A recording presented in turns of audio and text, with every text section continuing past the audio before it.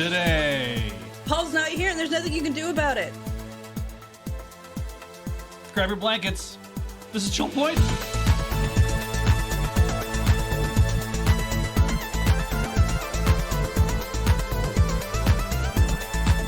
No one needs to know. I wonder if we should also put our names in lowercase too. We should have ChillPoint in lowercase and our names in lowercase. But I'm such an uppercase gal. Sitting in this room right now and looking at how I look on the monitor, I'm like, I look like I've been in Mexico for a year. Like somebody the other day said, "Oh, you look like you have a tan." I says, I look like a boiled beet.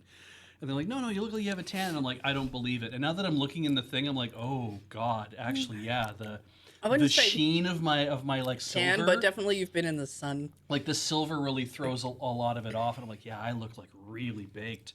So it's because I'm so baked. Everyone got your joke. Everyone got your food. I am clearly enjoying my food. I was running late this morning. Hell yeah. I mean, I woke up and I responded to some stuff in Slack, like I was like, oh yeah, I'm totally awake. I definitely convinced myself of that. And then I kind of just rolled over and then woke up 15 minutes later and was like, oh yeah, work. But first, another chapter of this fanfic I fell asleep reading. That's good. Yeah. Oh, this is good. I shouldn't read another chapter. Well, no, I won't do that. But I will go look at my social media.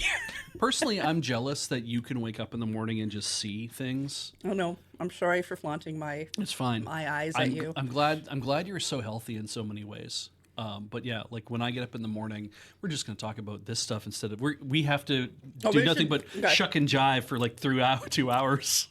Welcome to ChillPoint, everybody. This is the show where Paul usually introduces the fact that we're going to talk about CheckPoint, which is up on youtube.com/LRRVG. So you should go check that out whenever you want. You can go do it now if you want. It doesn't really matter. We will probably talk about some of the stories within it. And then other stories that Beej and I have decided upon because I can't be bothered to be logged out of Google like Paul can. So I'm just going to make up stuff. Yeah. But there, intro complete. Yeah, it's good. But like when I get up in the morning, I can't just put my contact lenses in because my eyes are usually fighting back. And so then, you're wetting your eyes, and then it's like, I'm going to put some drops in my eyes, and I'm going to go have some cereal and wait for the point where I can actually see things a little bit clearer, where I don't feel like my eyes have to be shut the entire time.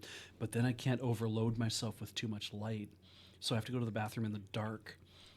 Because I have to be like, if I sit in the room with the lights on, it's just like, there's so much Beej is this bat that needs to wear contact lenses. Yeah, they fight me. So no, that's how shit is it's like everything gets dried out a bit, or I wake up and there's like, oh, something got scratched on my eyelid and now that hurts a little bit. I'll tell you, secret tech of just leaving a bunch of bagels at the office so that I don't have to also stop to get food along the way. We have a pantry in Heather's office that consists of her food and my food, mostly her food. But it's like we've been not like it's like you eat so much food. It's more that it's like I'm telling people about my secret snack pantry. You keep your pantry more stocked than with your stuff. And I'll come by sometimes and drop off a couple cans of soup and be like, no, I have stuff too.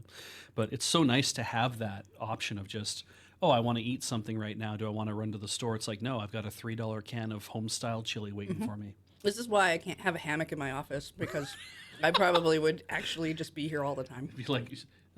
It's why the hammock's at home. 11 o'clock at night, and Heather's not home yet from work. It's like, no, she's falling asleep in the hammock. That and I probably wouldn't get any work done with a hammock in my office.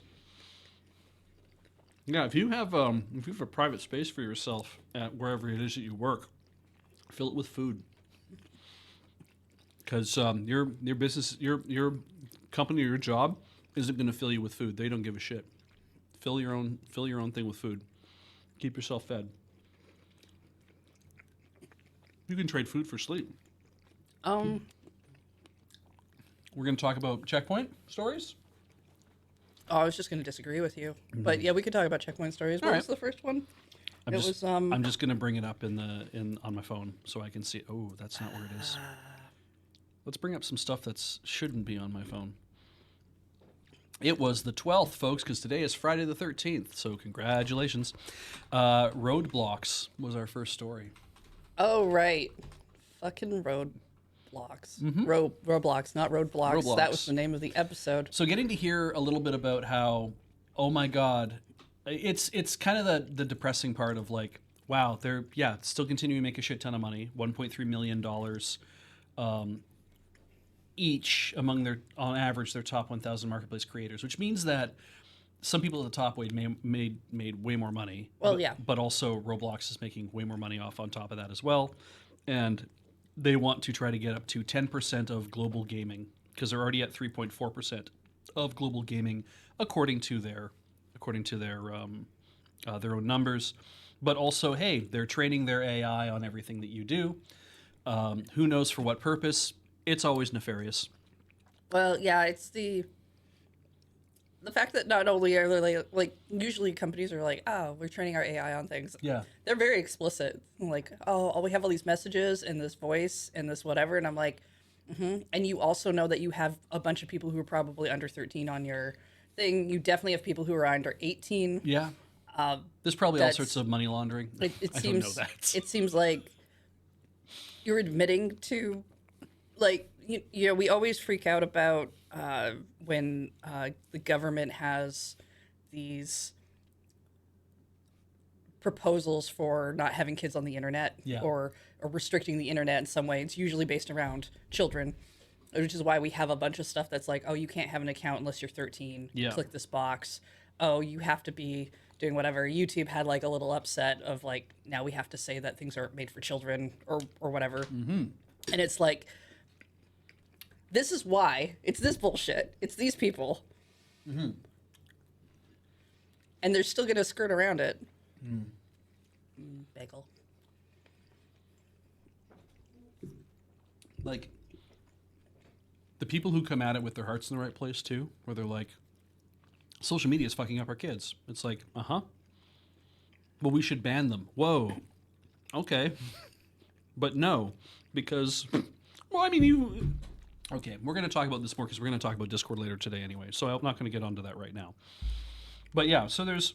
But also, the thing that we didn't address, terrible whatever's, you know, but we talked about Roblox before. The thing that we didn't address, that the numbers are staggering to me when I think about it. Because, you know, the longer you keep thinking about what a billion of anything is, to kind of like freak yourself out. When you hear I've got easier ways to do that. 12 billion hours per month of human interaction data. 12 billion, like we split that up, right? It's 12 billion hours per month. Think about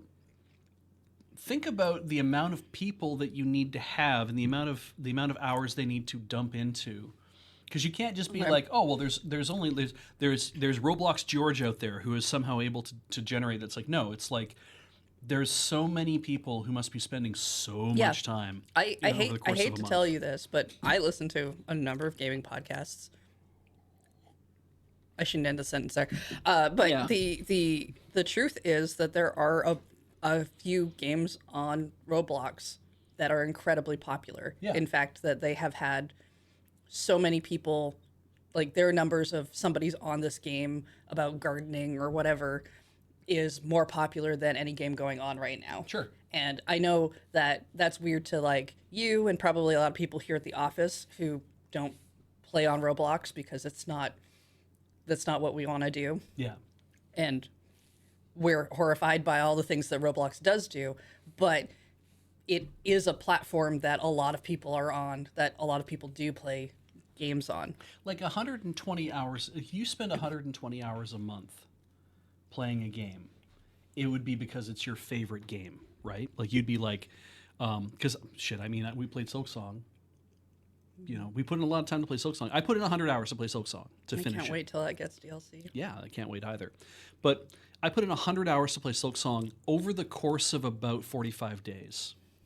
So I was playing it a lot, but couldn't crack 100 hours in just a month or whatever it was to do it. It took me a longer time to do that. And I'm like, man, I played a lot of that game.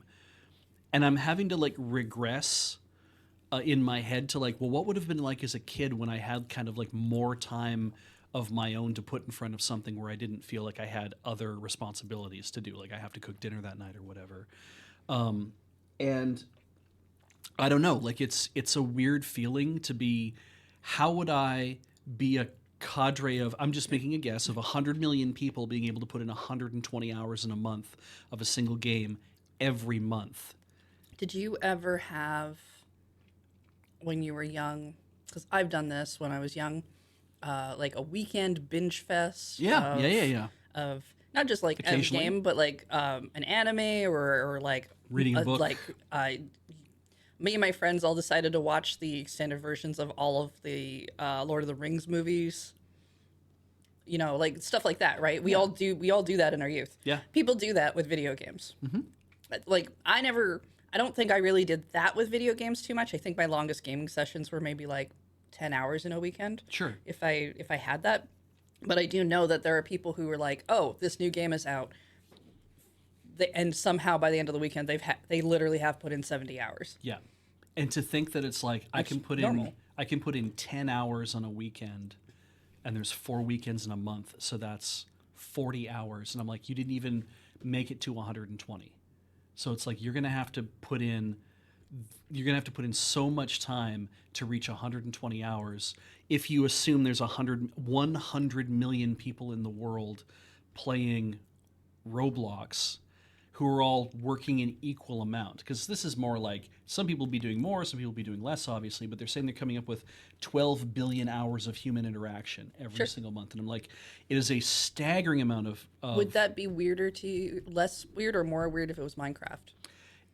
It's just as weird to me that I'm like, I cannot fathom a corpus of people, of that many people, of 100 million people, the population of Japan, just all deciding to play 4 hours every day of a month of the same fucking video game. I can. You know, like it's remarkable to me to think that it's like just that can happen, and feels very weird. And so that's why I was like, I wanted to just think about those numbers, because I'm like, billions of chat messages each day, and I'm like, if just in Roblox there are billions of chat messages every single day, what do all of the other social messaging services? So chat messages, I feel like, because every time you send a line, it's basically a message in most things. Yeah. And people don't. Okay, some people write paragraphs and then send it. A lot of people will write like Sup, GG. Sentence by sentence, or like really shorthand slang. So to me, it's like, oh, messaging has a bazillion whatevers. Yeah, probably. I mean, why wouldn't it? Yeah. They could all say GG on them for all I know, and that would still make sense to me. Yeah. And then on top of that, tens of millions of users communicating through voice every day. That is a little weirder to me, but only because I would panic. Yeah. But we have 8 billion people on this planet. And I'm like, well, 100 million out of 8 billion is, God, I can't do the math right now. How dare you bring me into this show to do math? Yeah. But it's kind of phenomenal to think that it's like, so 1 in every 10 people on this planet is playing Roblox and has to be generating this number of hours in some way to fit into the average. And I'm just like, it is such a... It's ass puckering to me, like just to kind of assume this. 12.5%. Thank you, TXT2. I knew it was a little low, but yeah, I was just like, even at 1 in 10 people, 10% of the people on the planet playing Roblox and putting in that much time, and I'm like, I don't feel comfortable with any of that. They said that many people were playing, or did they say they had that many accounts? I'm saying that if you had to get 100 million people to play in order to generate 120 hours, because they're saying 12 billion hours per month of human interaction data. Right. And I'm like, that's humans. They're claiming humans, right? They're not claiming that some of these are bots. They're claiming them are humans. So we have to kind of go by that. And I'm like, it's actually terrifying to think that that's how there's a concentration of that. I would assume definitely some of those are bots. Sure. Probably due to, I don't know, that's just like an online game not having bots at all would be weird to me. I would assume that number is actually lower. Yeah. Because the average you're going for... Do I feel better if it was 1 billion people putting in 12 hours a month? Maybe I do, but... I mean, I don't have any feelings towards it at all. Yeah. Well, oh, that's fair. Well, I don't know any of these people. No, that's true. Also, So I really yeah. just don't have any feelings. I've never about met a it. single person who played Roblox. My feeling is just like, oh, Roblox is doing another shitty thing. Yeah. That's a big surprise. But isn't that also a weird feeling to think that it's like I've never met another person in my life who played Roblox, and I'm just like I've met a lot of people, and I just have like I know about 20 people on the regular, and I think one of them would have been like, oh, I play Roblox all the time. Like James playing Minecraft, it's like, oh, I know like 3 or 4 people in my life who play Minecraft on the regular. And then I'd be like, well, that makes sense. You know, like I can understand this. Yeah. It's like I can't picture this mythical person who plays Roblox because I've never met anybody who Yeah, did. we have what we have on our hands that you're describing is a Hitchhiker's Guide situation. Yeah? Well, the planet's going to explode. Right. That's too much. England's going to be gone. Right. Too much. But McDonald's, Yeah. your house, those are things that actually hit you. Those Yeah. are things that make sense. The those mailbox are of things the- that you have emotions towards or feelings or your mind can actually wrap around. Yeah. But the idea of like a billion as a number. Oh, and then Decaped says an amazing thing. Paul's in chat. Hello, Paul. Decaped makes a point. Once Roblox is no longer in the growth phase, we'll see how bad it can actually get. And it's like, right, because enshittification comes for us all, folks. Like, I mean, hopefully not here. I don't think that we've seen any of that here. But it's like, Well, but the idea of like, right, when a thing like Roblox is like we need to start turning the screws in other ways to encourage more money extraction. Then I it's like, don't wow, think, shit. and I don't mean this to sound mean or anything like that, but I don't think Lure is immune from enshittification. No, I don't think so either. Or anyone really is. And it's like it's a thing we definitely fight against, but we work within these systems Yeah, that in order to do things to make more money, we do have to put in things like commercials, and we try really hard, yeah, right? that's true. To like I try very hard to make sure that we don't have YouTube running commercials every 5 minutes. Partially because I hate that, but also that's my job is when I'm working on YouTube things, the first thing I'm thinking about is what is the experience like for the viewer? Yeah. Can I help it? Not necessarily. Can I give you all guys what you want? Some of the things that you've requested would be really fucking cool, but it's way too time consuming, so I can't always. Yeah. But I try. And sometimes, when I get some bandwidth, stuff starts to shift, right? Yeah. I've got ChillPoint now has chapters. This last ChillPoint, I actually wrote who wrote what stories in the chapters Yeah. as well. That was great, You by guys the way. didn't mention it in the show. And I know that's a thing I've seen someone ask every so often. And my brain just did not have the bandwidth to do that, even though it's a very simple task to do. Yeah. But, now it's going and like, okay, we'll probably keep that going. That I might forget here or there, or maybe I don't have the right information, but it's something that I know improves the experience. Yeah. So it's something I'm trying to do. Yeah, little minor things here and there. We try to do what we can where we can do it, but there's also things that we talked about subtitles on YouTube before for a very long time, and providing written captions and stuff. And it's like clearly that'd be easy to do. It's like it clearly is not. It is. You can't just upload a script and then YouTube magically does a thing with it. It's like you have to go through the timing and everything else. And, okay. And but then we also did the thing Yeah. about community subs, and we're like, but we can't rely on those either because you never know. the back end is just garbage for. But when that was a thing, we were like, we could, but it would have to be a project.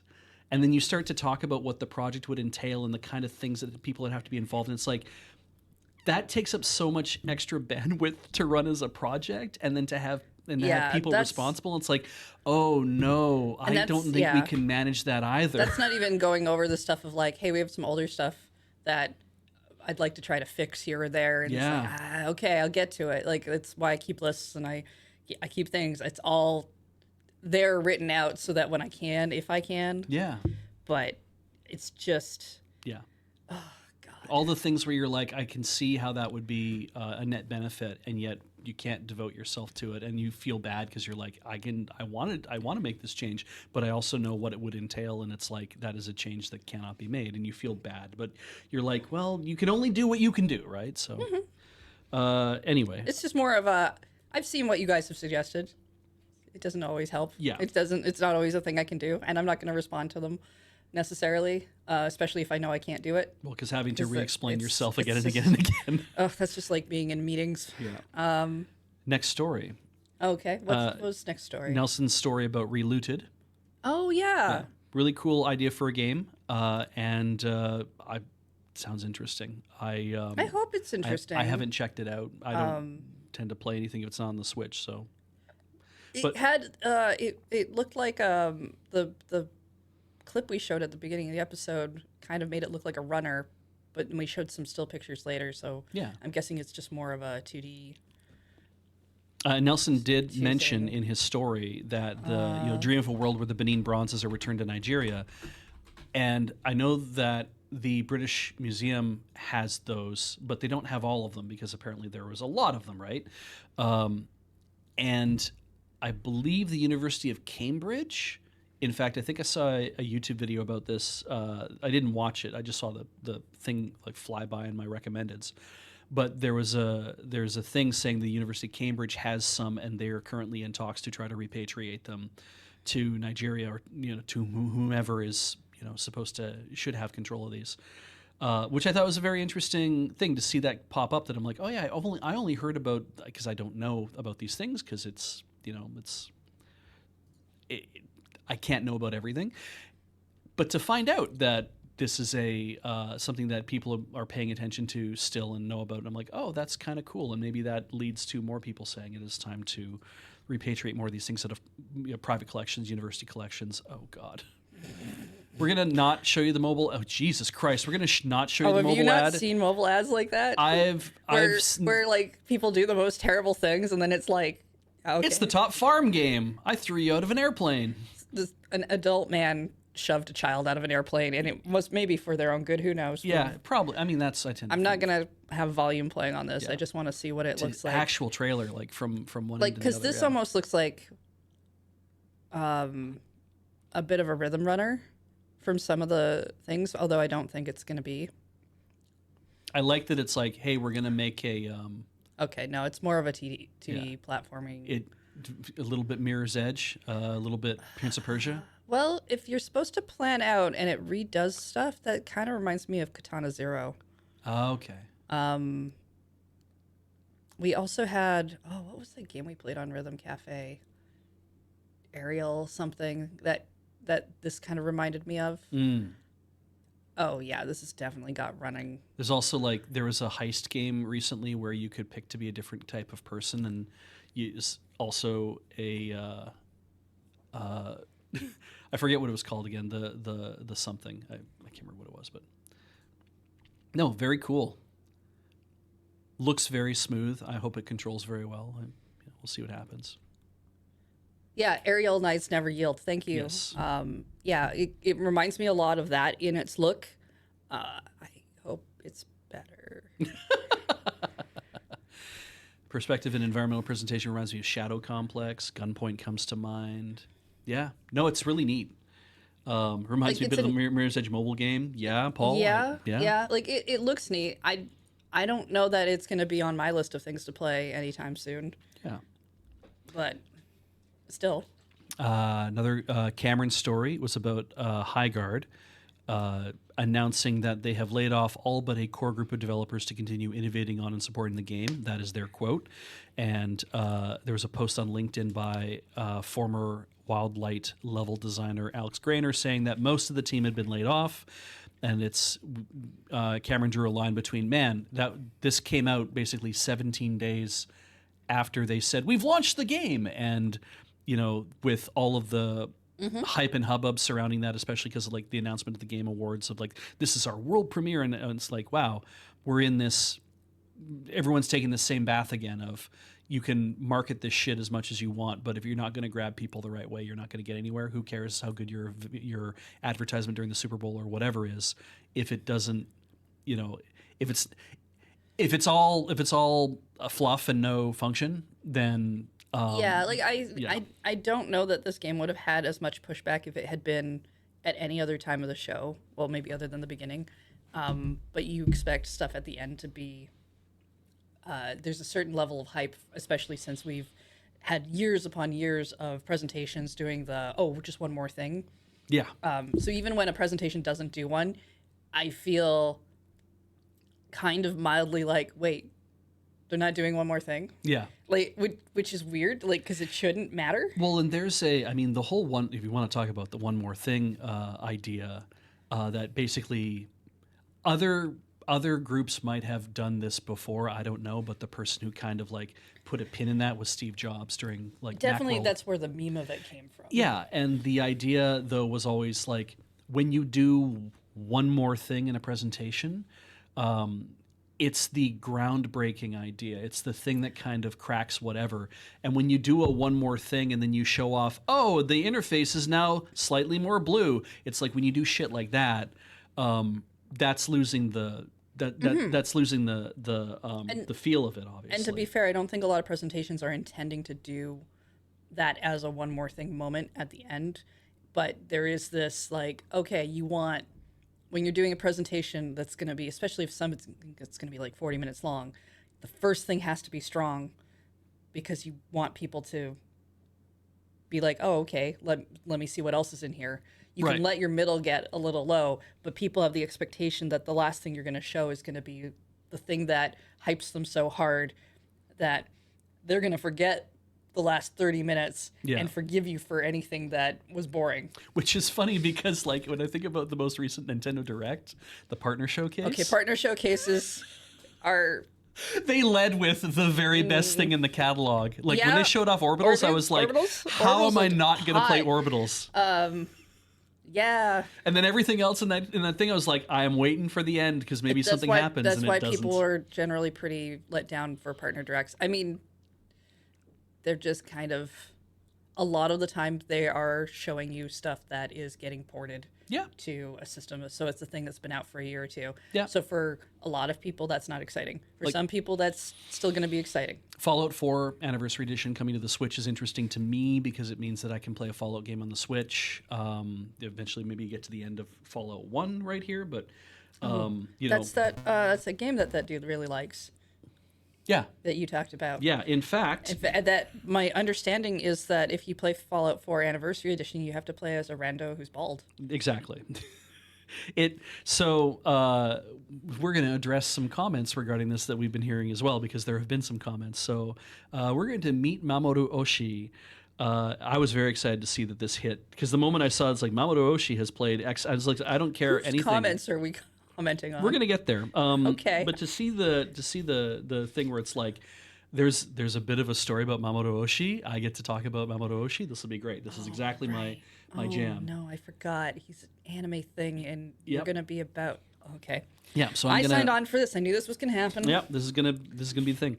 Mamoru Oshii is a legendary film director and has done some excellent anime movies.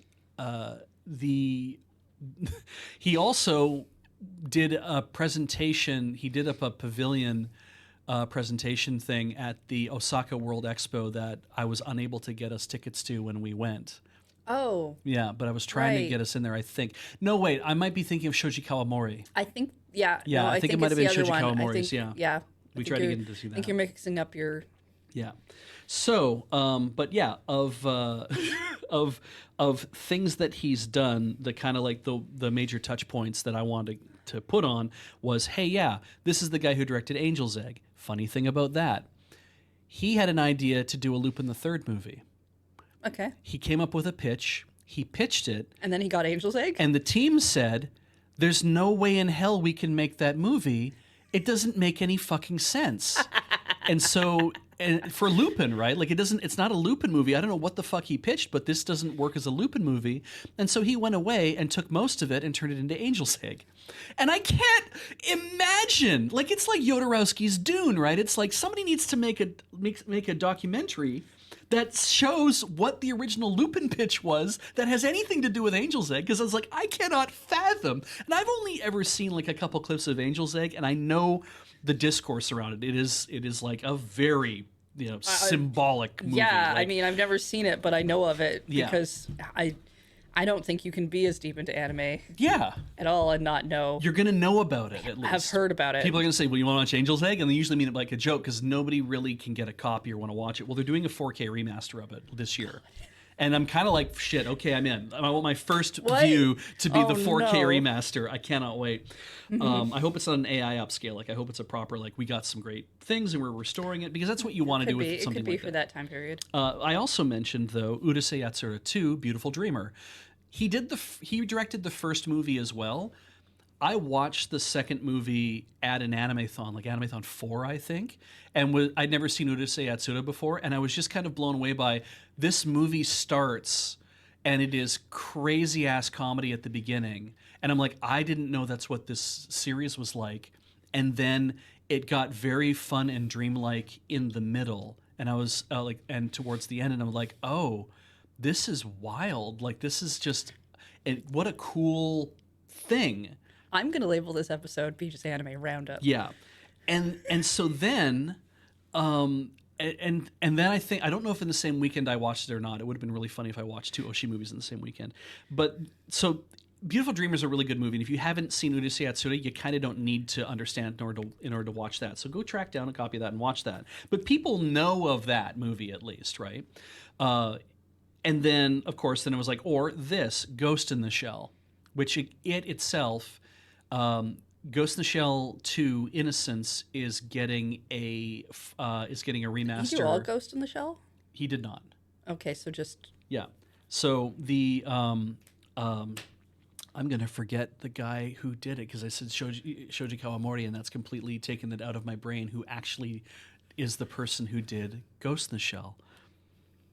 The manga, the initial, the Taffy women. Come on, dude. You know who this is. Intron Depot. What's his name? What's his name? Are you having a stroke? I'm having a stroke. Nobody else in chat knows either. Anyway, they're doing an Innocence remaster because it's his 30th anniversary, I believe. It's the 30th anniversary of Ghost in the Shell 2: Innocence. Shiro! Masamune Shiro! Thank you, folks! Oh, no. So Shiro did that. But... Mamoru Oshii did the first movie. I can't remember if he's involved in the second movie or not, but they did a remaster of the first movie that some people were like not happy about because it was like you went too hard on CG elements and whatever. I've never seen the 4K remaster, like the film remaster of the first movie, and I should watch it because I actually would like to see what it looks like. I've never seen the movies. I know I saw. Was it Second Complex or something? Standalone Complex. Standalone Complex. So the difference between Standalone Complex and the movie is that, again, you have this Oshii. isn't like Utena difference, is it? Well, Oshii's movies always feel like they're a slow burn. Like they feel like a whispering fuse that when they get to the actual flashpoint, that's usually about 10 minutes, 15 minutes before the end, when the flashpoint hits, all the shit goes off. But you've spent about an hour and 40 minutes kind of marinating and watching everything not build, because it doesn't feel like there's like a lot of rising action. It just feels like everything's whispering and fizzing and popping and burning. Right. And you're like, I can see what's coming, and then it does. And his sequences, there's several sequences in Ghost in the Shell that also feel very dreamlike. He wanted to, the music is top fucking notch, by the way. And watching the things play out in the movie, it was never really clear. I was more enjoying it as like a visual exercise and an audible exercise instead of a pay attention to the plot that's important. Oh, okay. The plot, I don't know if it's thin or not, but it really feels like we don't have to constantly be doing plot development. Like we are going to spend some time immersing you in the feeling of what this world is like, which is a lot of fun. And thus, that's why I said people don't know about Patlabor 2, the movie. Uh-huh. And then you dragged every single person who knows about it out into the comments to yell at you. Because everybody who knows about it went in the comments like, what the fuck are you talking Not about? We've all really. seen it. It's We all not know it's such a amazing. deep And I'm pull. like, no. Oh, God. No. You've seen it. Everybody hasn't seen it. You've seen it. I have to tell you, if you've seen this movie and you think that it's not a rare pull and or whatever it is, you're like, everyone's seen this movie. Congratulations. I'm assuming you have a friend group that actually cares. Beej does not. Yeah. It's more of that there's Except maybe Ian. I don't know. Maybe Ian likes Pat Labor. Whenever I've mentioned it offhand to, I guess younger anime fans at this point, because that tends to be who they'll be, right?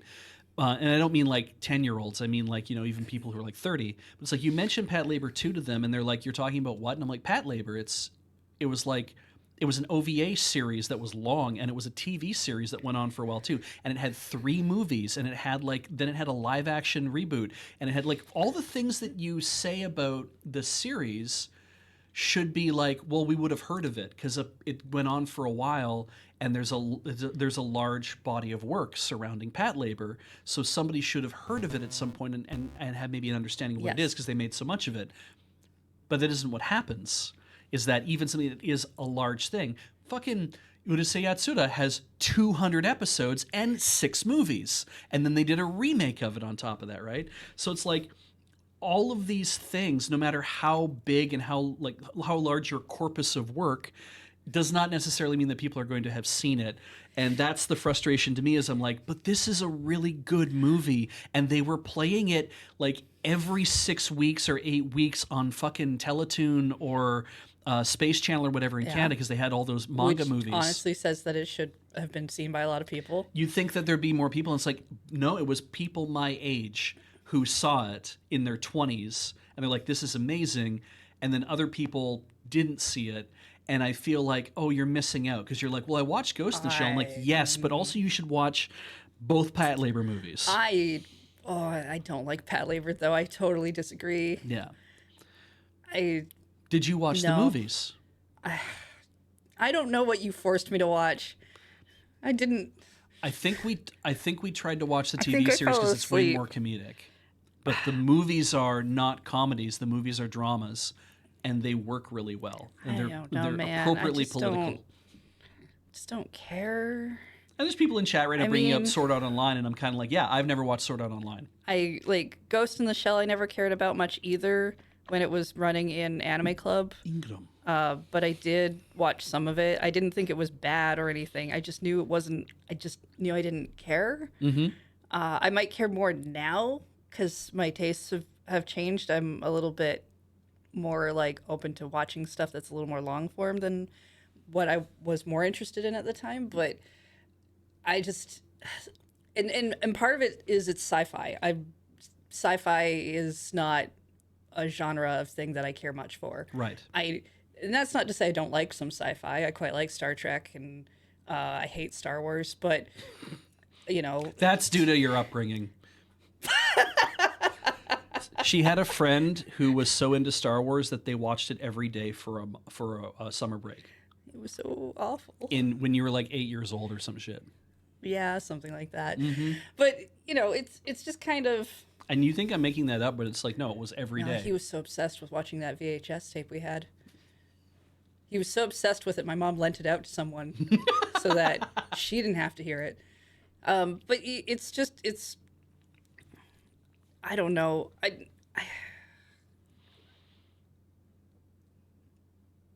lost my train of thought. I would love to show you the movies. I'd love to just even show you the second movie. But I was like, I think you might enjoy the TV series because it's a comedy. And not thinking that like, oh, right, it is a kind of a 25 minutes in the future sci-fi comedy. Mm-hmm. And it's like, right, the sci-fi nature of it might have been the thing that threw you off because it's a mecha show and whatever. And, I thought that the comedic elements We tried to watch that newer Ghost in the Shell, and I say newer with a grain of salt because it was several years ago when it was newer. SAC 2090 or whatever. It was all like CG and stuff. I was really turned off by the art of it. And I forced myself kind of to watch it because I was like, when I finally got a story hook that I was like, oh, I'm interested in this. And then I got to the end of the season. I was like, you never fucking resolved any of that. Oh my God, because you're making more of it. So you just decide you just stop here. And I was like, this sucks. I hate that this has happened. But anyway. I don't know. If you got me in the right mind space, I could probably try a Pat Labor movie, but it's just that I know that I've tried some of it and I didn't like it. It didn't jive. And again, it's not like I hate all sci-fi. Mm-hmm. I really liked what was the anime with Pris from the 80s? Bubblegum Crisis. Bubblegum Crisis. Bubblegum Crisis, great. See, that's why I was like, oh, Pat Labor. She was able to watch Bubblegum Crisis. She didn't watch Pat Labor. No, the office ladies who are like, we're going to go fucking hard with our Lightsabers. with our cool robot suits. Fantastic. Yeah. And then you bought Bubblegum Crisis 2040. Yeah, which is also great. That was your introduction to Yeah. Bubblegum Crisis. I watched the old one too. Yeah. And at a time when the 80s style of anime did not appeal to me much, but I liked it just fine. And the Bubblegum Crisis I bought, fun history, was from I bought when I went to my first anime convention, and that was the only way I could get anime at the time, was buying incredibly overpriced DVDs, which this one was not, because I later found out it was a pirated copy. Yep. Oh yeah, so much of that happening. James is curious to know if you've seen Macross Plus or Macross 7. I think we had plans, James, to watch We Macross had 7 plans at some to point. watch it, but I think I was in college, and so it was always a bad time. Yeah, but Macross Plus is tried short, to so we could watch that. Macross D? Frontier we watched together, I think. No, the one where it's an idol group. Delta. Delta. Yeah. And Valkyrie. we stopped. Yeah, we did, because after the first 2 episodes, I was like, I don't like any of this. Yeah, and I like idol anime. Yeah. So... Yeah, we just kind of like, this is not grabbing my interest at all. Yeah. No, we should watch Macross Plus. But again, Macross Plus is one of those, like, this is a little meditative. Even the movie is a little more action-packed, but it's like, because it's 4 OVA episodes, it is a little more meditative at points, and then there's action in there as well. But Yeah. it looks amazing. But I keep waiting for, like, them to do a remake of Spring and Chaos, Kenji Spring, because I would love to see them like have a very high res, like a 4K version of all the amazing animation and stuff, because it was a lot of like really good sci-fi animation, CG animation. I don't know if I've told you this, but I was so into Bubblegum Crisis. Yeah. Me and my friend Shauna, we were just like at the end of high school or getting out of high school. Yeah. That we drew our own suit armors. Hey, that's Like, cool. I never heard that we were before. really into it. That's great. I'm happy. Like that's so cool. That would be that's the kind of like you go to an anime con in your OC outfits and everyone's like, those are lightsabers. Oh, but if we they're had not the right if we had lightsabers." any clue how to do that kind of shit, we totally would have. Yeah. We mostly went with drawings. We took I was in some media classes, so we took pictures of ourselves on green screens so that we could put tracing paper over top of our bodies to get better proportions, because we also had no idea what we were doing when it came to drawing. Yeah. So Mamoto Oshii, the story is that he plays Fallout 4, and he has played over 10,000 hours in Fallout 4. And he started with, I think, about 2,000 hours on his PlayStation 4. Okay, I will give you that. Nadesco's really good. Nadesco's really good. So he played about 2,000 hours on his PlayStation 4 until he amassed so much crap at his in-game base, just like loot that he kept dropping off, that the PS4 was lagging. And so he moved to Steam, and he's put in an additional about 8,000 hours since then, because as he put it, when he ran out of things to do, you can go look up the interview, the translations of the interview. There's like a few things on this, but he's like, when he ran out of things to do in the game, that's when he started installing mods. And that isn't, I thought that was an interesting thing. When he ran out of things to do in the game, He didn't just stop. that he was not touching the main storyline of. Yeah. This That's isn't what like he boggles my completed mind. the game and did a whole bunch of stuff, and then was just like he's treating Fallout 4 almost like Animal Crossing. Yeah. And that's what just kind of blows me away, because I'm like, I can understand if you want to play the game that way, but I'm like, I assume that when you see a game like Fallout 4, because I would love to ask him, like, what drew you to it in the first place? Like, what would make you look at that and say, you know, I want to do this, and what I want to do is I want to play this game. Most people are like, I want to play this game. You start playing a game, and you see the story hooks right away, so you start chasing the main story. But then you also realize, like, well, there's all these great side quests to do, so I'm going to get involved in doing those things too.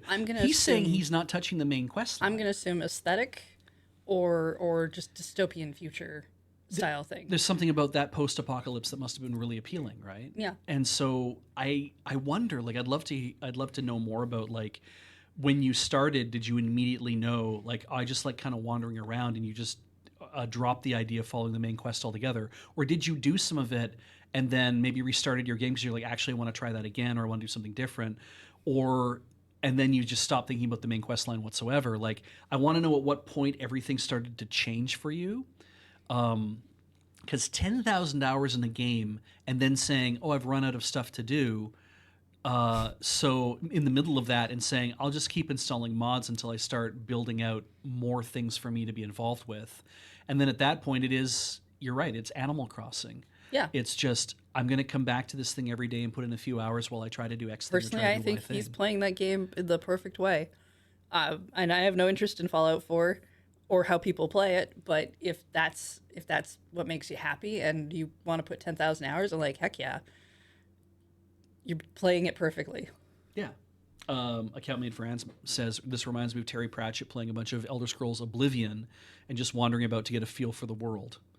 And like, that's, I guess, like, that's a lot of interesting ideas. Do you not play? Okay, because like every so often I just run around in Breath of the Wild.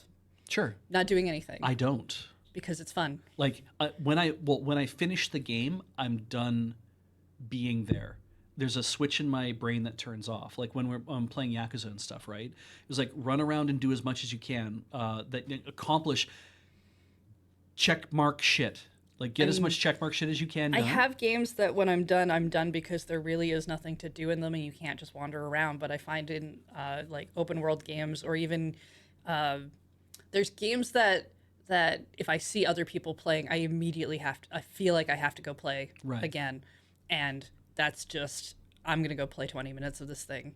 And it's just, I need to be in here. Since I don't really play open world games a lot, like when I was playing, Tears of the Kingdom did it more for me, I think. But playing Tears of the Kingdom, it was like, there's sky stuff and there's underground stuff, but there's also the cave stuff.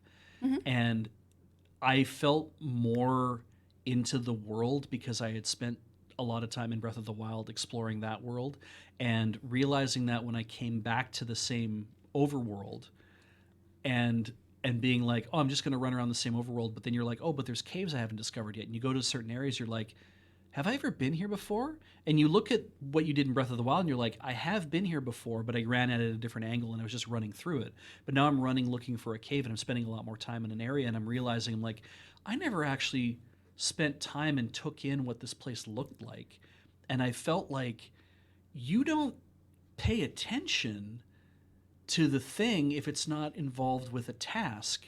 And you need to pay more attention to all of the little ways in which this world was created by nothing was free in this, right? It's like somebody had to make the lay of the land be a certain way and somebody had to check all these different things to make sure it all worked so you wouldn't fall through the world.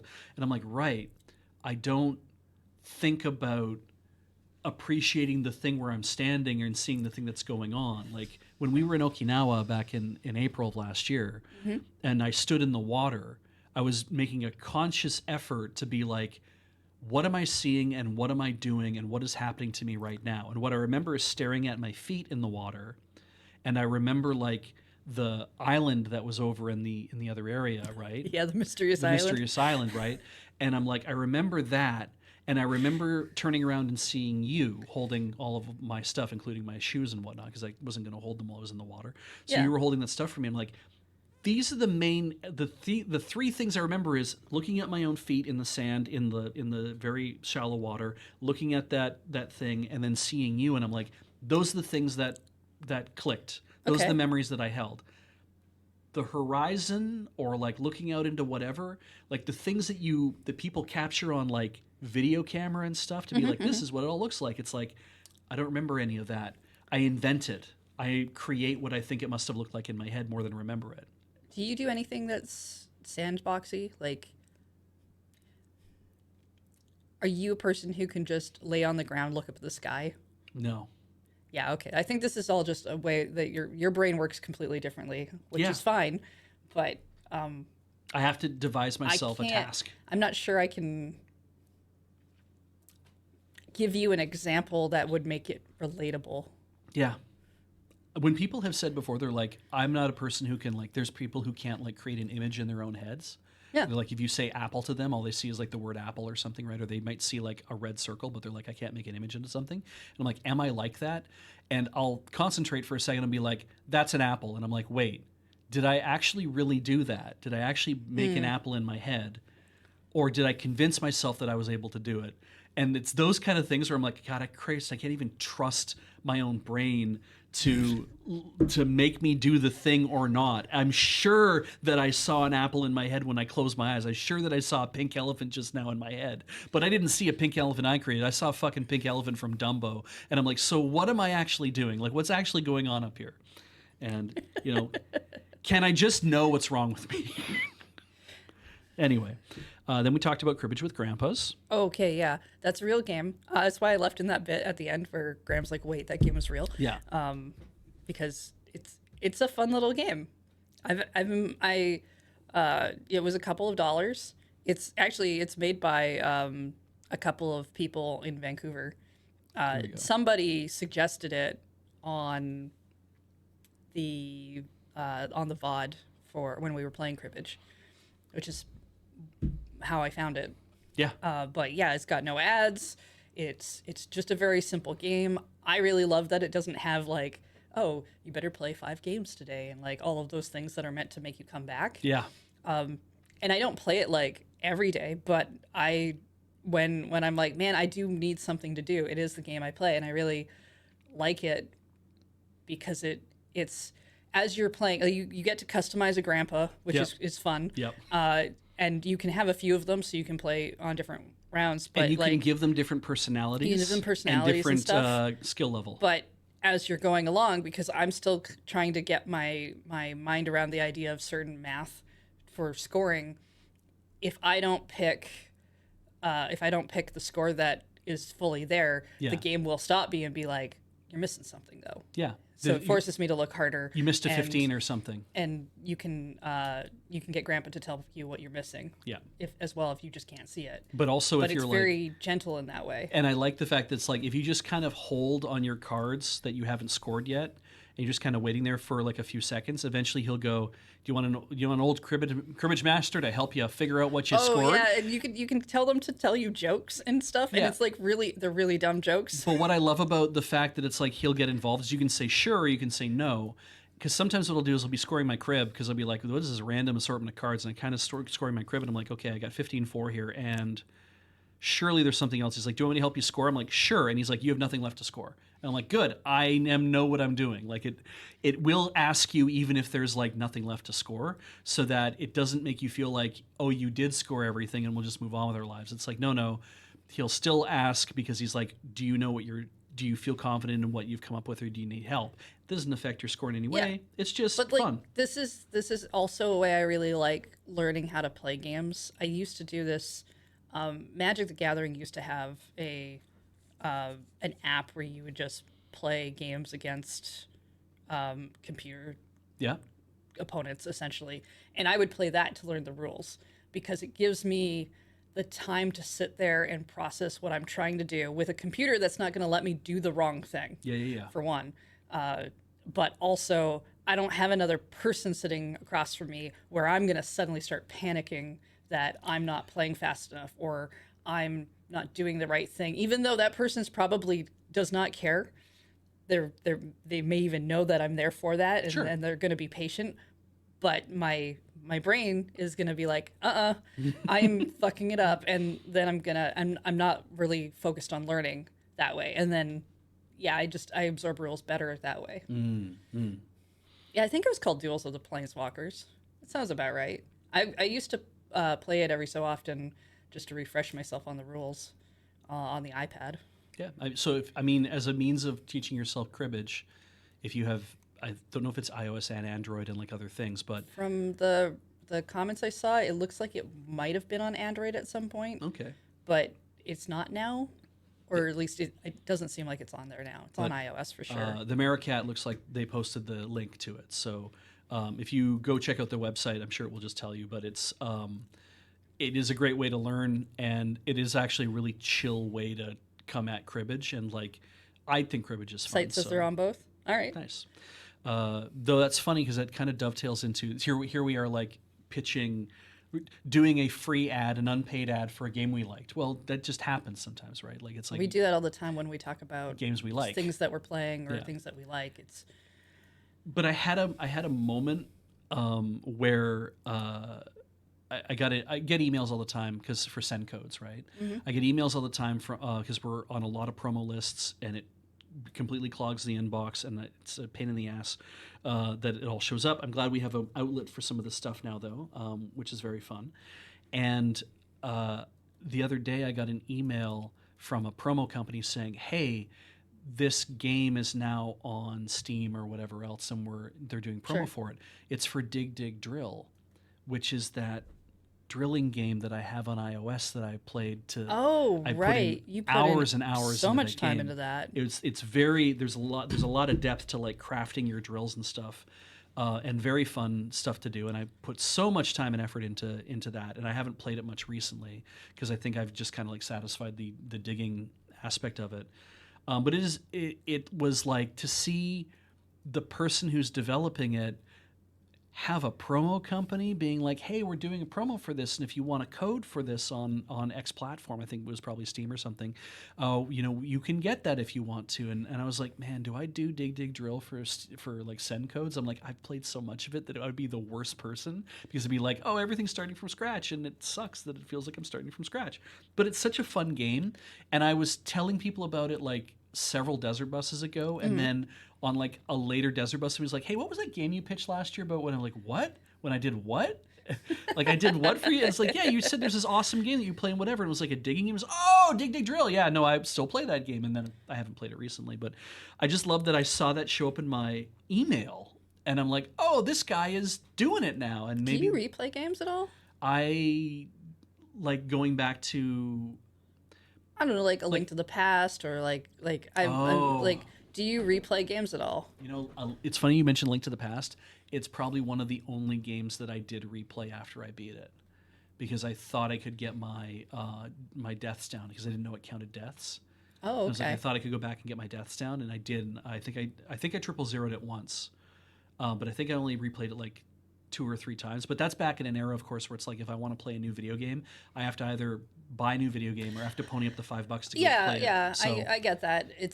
It's more of a, like, I know it can be really hard to start a Metroidvania over, yeah, especially if you've just finished, because you have all of this built-in memory of double jumps and things that now you don't have, and so you're kind of floundering yeah, at the beginning, trying to hit things that you can't hit, trying to go places you can't go.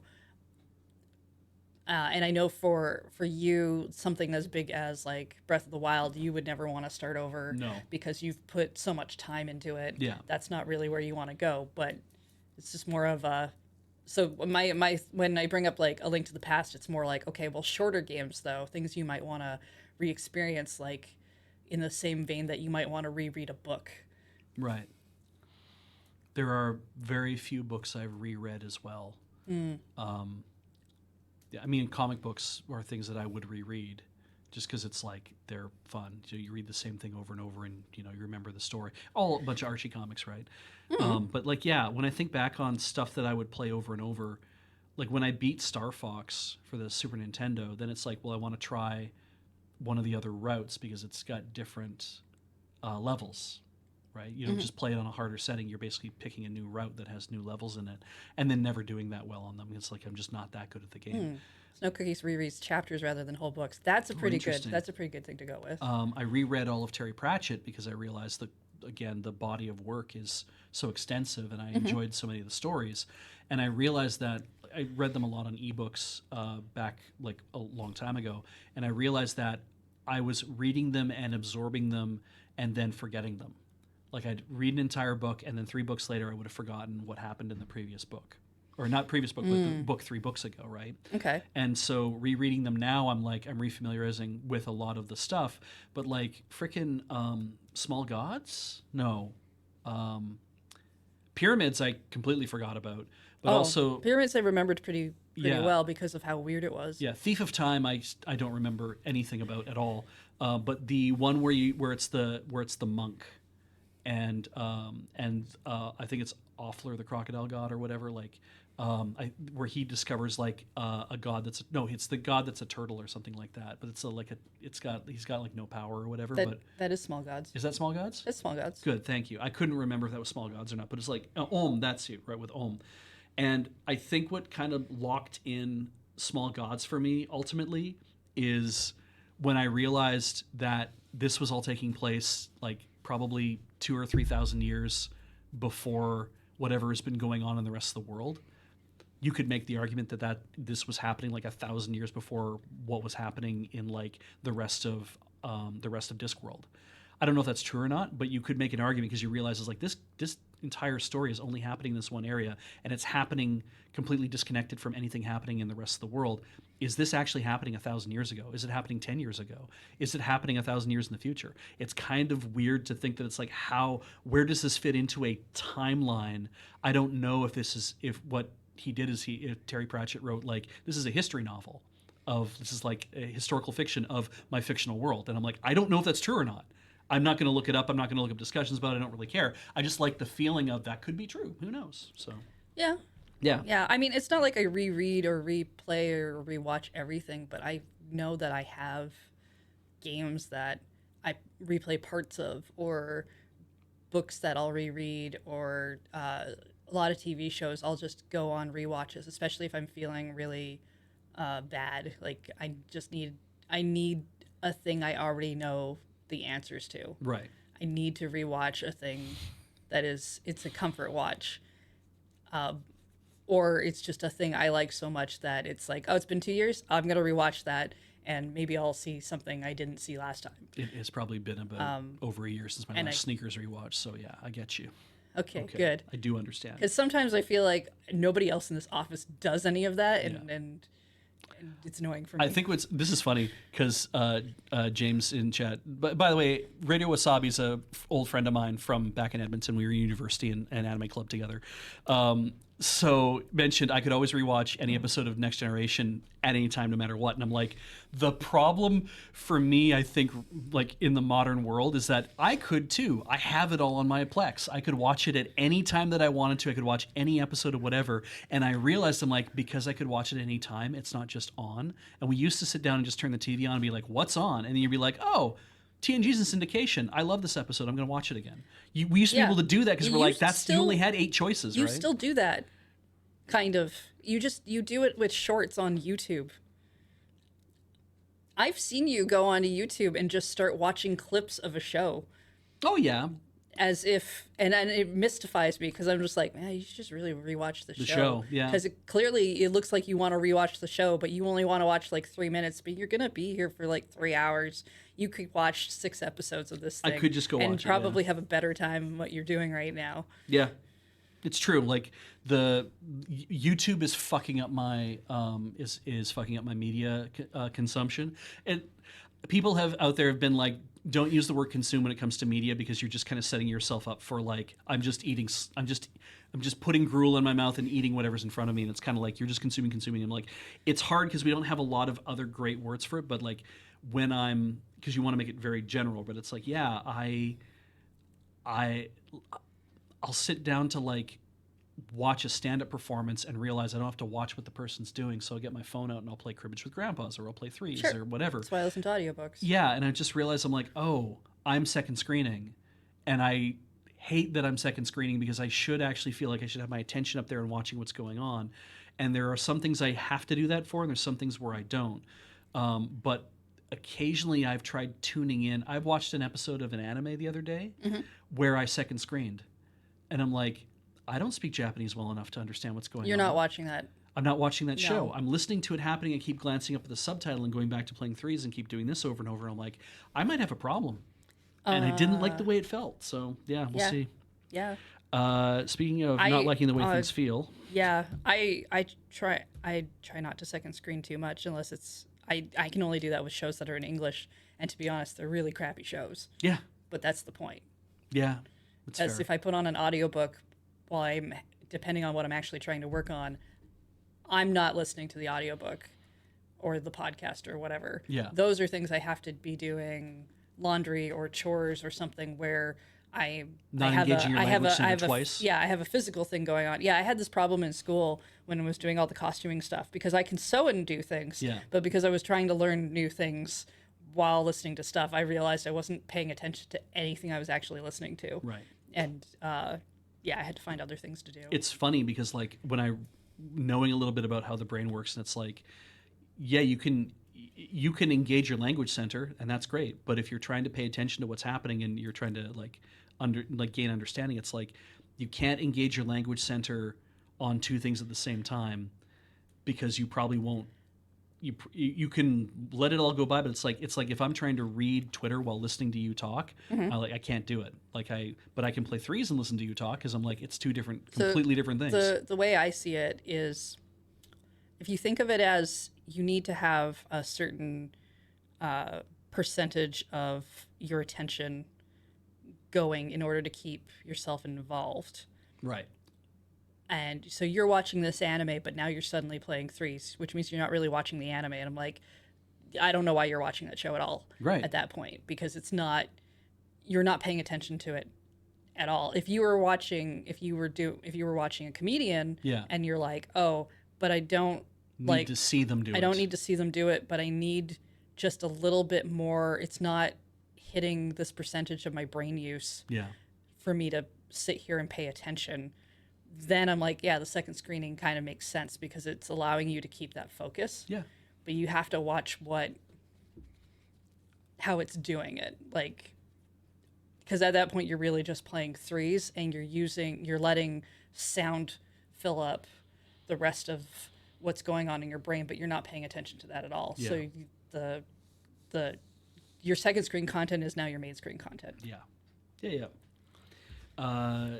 I feel like I explained that poorly, but I've seen other people try to explain it this way that are better at it.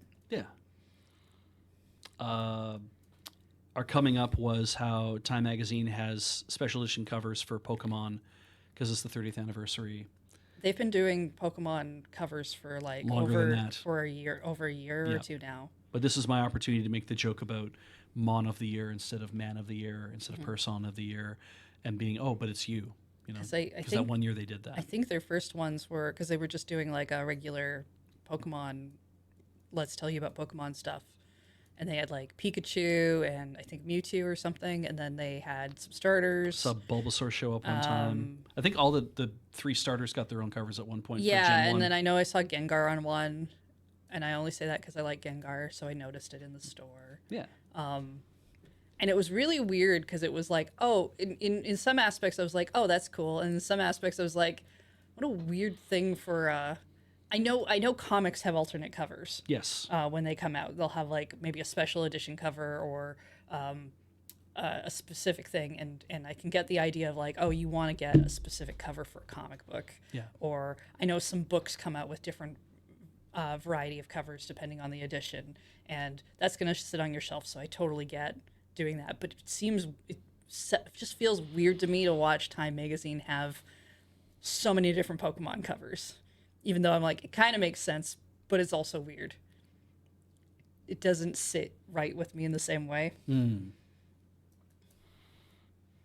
Yeah. Anyway, it was a thing we pointed out. Yes, it happened. So there are other stories that Paul pulls down for us, so we have a choice of things to look at, that the weird and unusual or notable news of the Right. week. And Let's ignore all those and talk about the Valve one. well, I want to talk about the one that kind of draws into it, but we'll talk. You can do that. for a second, and then we'll talk about the Valve thing because I thought it was a really funny thing to just pop up.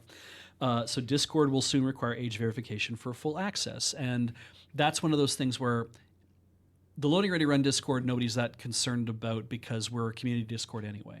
We're teen by default as it is. Yeah, apparently. I think so. Yeah, we have strict moderation, and the way everything works. It's supposed to be teen by default, and it's like, okay, so we're not worried that anything's going to happen to that Discord. My position has always been that like we didn't start the Discord, fans did, and they said we'd like to make it official, and then it's like, okay, well then we can. That would require certain things. We and made that Discord. We made that Discord? Yes, Oh, I there thought was a Discord that was being used Oh. originally that was run by some fans. Thank you. That a couple of members of Lure were in because they were using it to do voice chat for some game stuff, probably PUBG Right. at the time, and or maybe Overwatch. It was kind of that time period, and then. We had a lot of people who found out about it, who started going into there because they found out that existed. The person who ran it did not have the time to run it. There was a brief stint of some weird bots or something that got overflown that like really overwhelmed it. We were like, oh, everybody is using Discord. We should probably make an official one. We made an official one. The one we've made is the one that we made. Okay, thank you. I was never quite clear on all the little things that went on because I came to joining the Discord late. Oh, I was there pretty early. Yeah. I think I was in the other one originally too because I was curious. Yeah. That's great to know. But I like the thing of, because that also requires then, well, a moderation team need to be set up. And that means that, Yes. of our mods that we have, and thank you mods, you do a great job.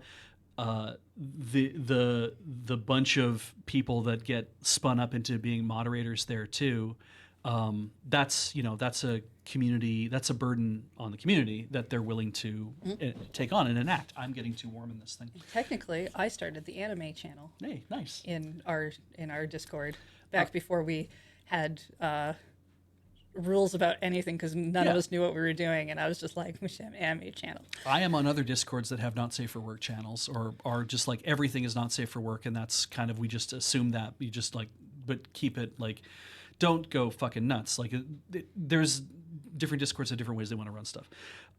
So obviously those Discords might be affected, and that'll also affect my level of shitposting and being able to steal memes and spread them around, which is, that is a Discord imperative. That is a thing you must do, is always spread shit around other Discords. But that's how you pollinate memes. But obviously we built a Discord because there was clearly the community was like, we like this idea of having this thing, and everything kind of lined up with, well, then it is time for us to make one, and then people really came to that. Yeah, and that's been great. I mean, we tried it, and then we told people about it, and then a bunch of people showed up. So. And I feel like anything else, it's like there's always room for other places for people to meet who are part of our fan base.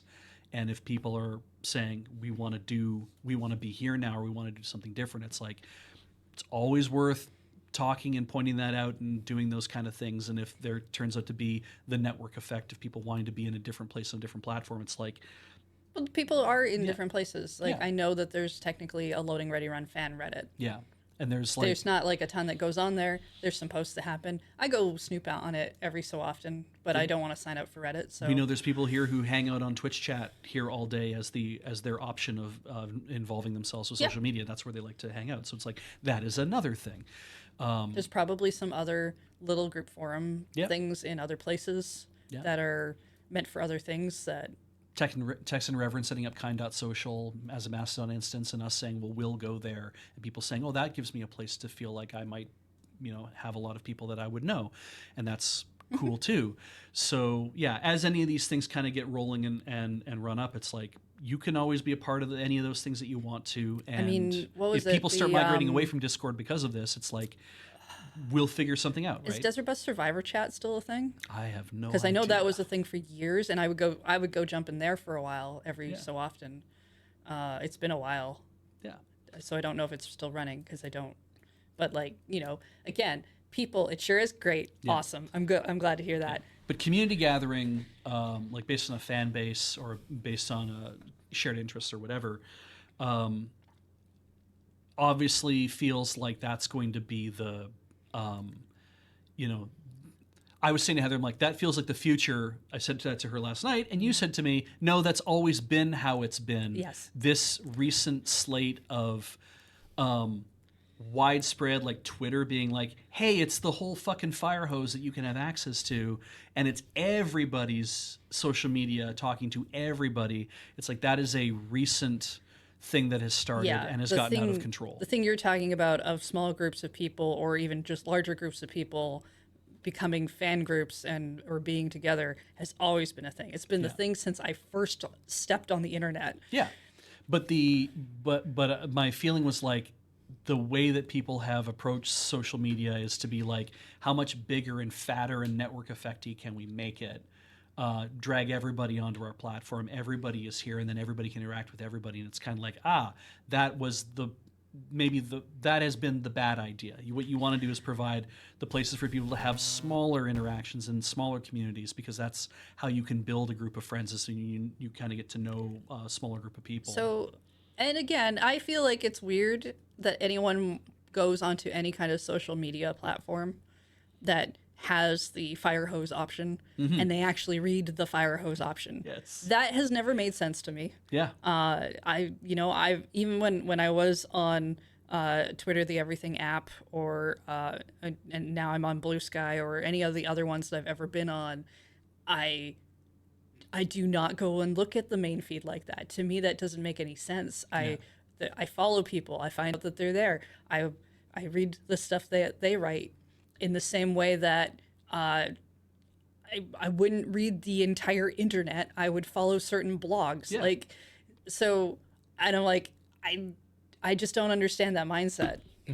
Whereas I came to Tumblr like just last year, because I heard that, there's always a lot of crazy shit going on Tumblr. Sure. And I'm like, cool, I'm going to go check out Tumblr. And then started like with following a few people, and then trying to add a few people here and there who are on Tumblr. And then realizing that following is fine, but that's only getting stuff that people are posting that I'm following. What I need to do is go to the For You feed, which is your wide feed that's algorithmically curated for you. I can tell that. And then just letting the waves wash over me of what's all the weird bullshit that's coming across my feed based on what I've seeded it with in my following. Now my For You is going to be ridiculous. And I was like, right. So between that and between Something Awful and between and the meme discords channels that I'm in, just the channels, not the actual discords, but their channels that are all shit posting, that it's like, between all that, I get what I need from the bits of social media in all these different ways. And I'm realizing, wow, I'm drinking the Tumblr fire hose, even if it's coming out of an algorithm to me, and I don't mind it. That one's like, I mean, if that one works for you, that's fine. I get that, but I have a tab on Blue Sky that is like popular posts that like things that are popular amongst your friends or something, kind of that kind of thing. And if I'm really bored, I'll go take a look at that to see what is essentially a post that a lot of people have liked, but it's amongst my friend group. yeah. But yeah, so I laughed at the fact that some Maricat said that I don't read the whole encyclopedia, because my brain was just like, no, I used to just play with the part in the encyclopedia that had the cool human skeleton system where you could move the thin pages back and forth and make the bones go away. oh yeah, the they called that something. Yeah, that. Yeah, God. Yeah, it was fun. I love that stuff. Yeah, I was thinking of the Exquisite Corpse, but but you mean the vellum pages where you can take the muscles off and put them back on. The they would never do a bones fat layer, which always Yeah. I only realized that really late in life, that I was like, wait, right, they show you the skeleton and the circulatory system and the muscles and then skin, and I'm like, but they never show you a fat layer. And when I saw more recently, like, this is what fat looks like when it hangs on your body and where it likes to gather, and it's all that kind of like nodules of yellow that they put on, like that creamy yellow or whatever. And I'm like, oh, that's a lot more telling about how fat gathers on my body. And now I feel a little more in tune of being able to, I can picture that shit, but not an apple apparently.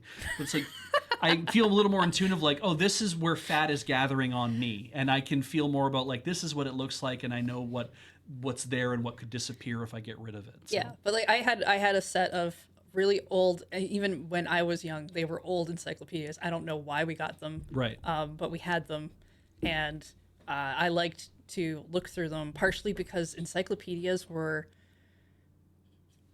okay, I really liked books as a kid. But encyclopedias were like this specific kind of shape and weight and feel, and the pages were like this very specific kind of thinness that was very foreign compared to other books that I would have interacted with Oh, yeah? for my Okay. age group, Yeah. but also felt kind of perfect in its existence. They're very slick pages sometimes too, right? They're Yeah, very smooth. and so I did like to flip through them. They were heck of boring to read though. So again, vellum pages with the skeleton, Yeah, or acetates, yeah. or if you could if you went around stuff, sometimes you could find stuff with really cool illustrations. Yeah. So I read encyclopedias for the pictures. Yeah.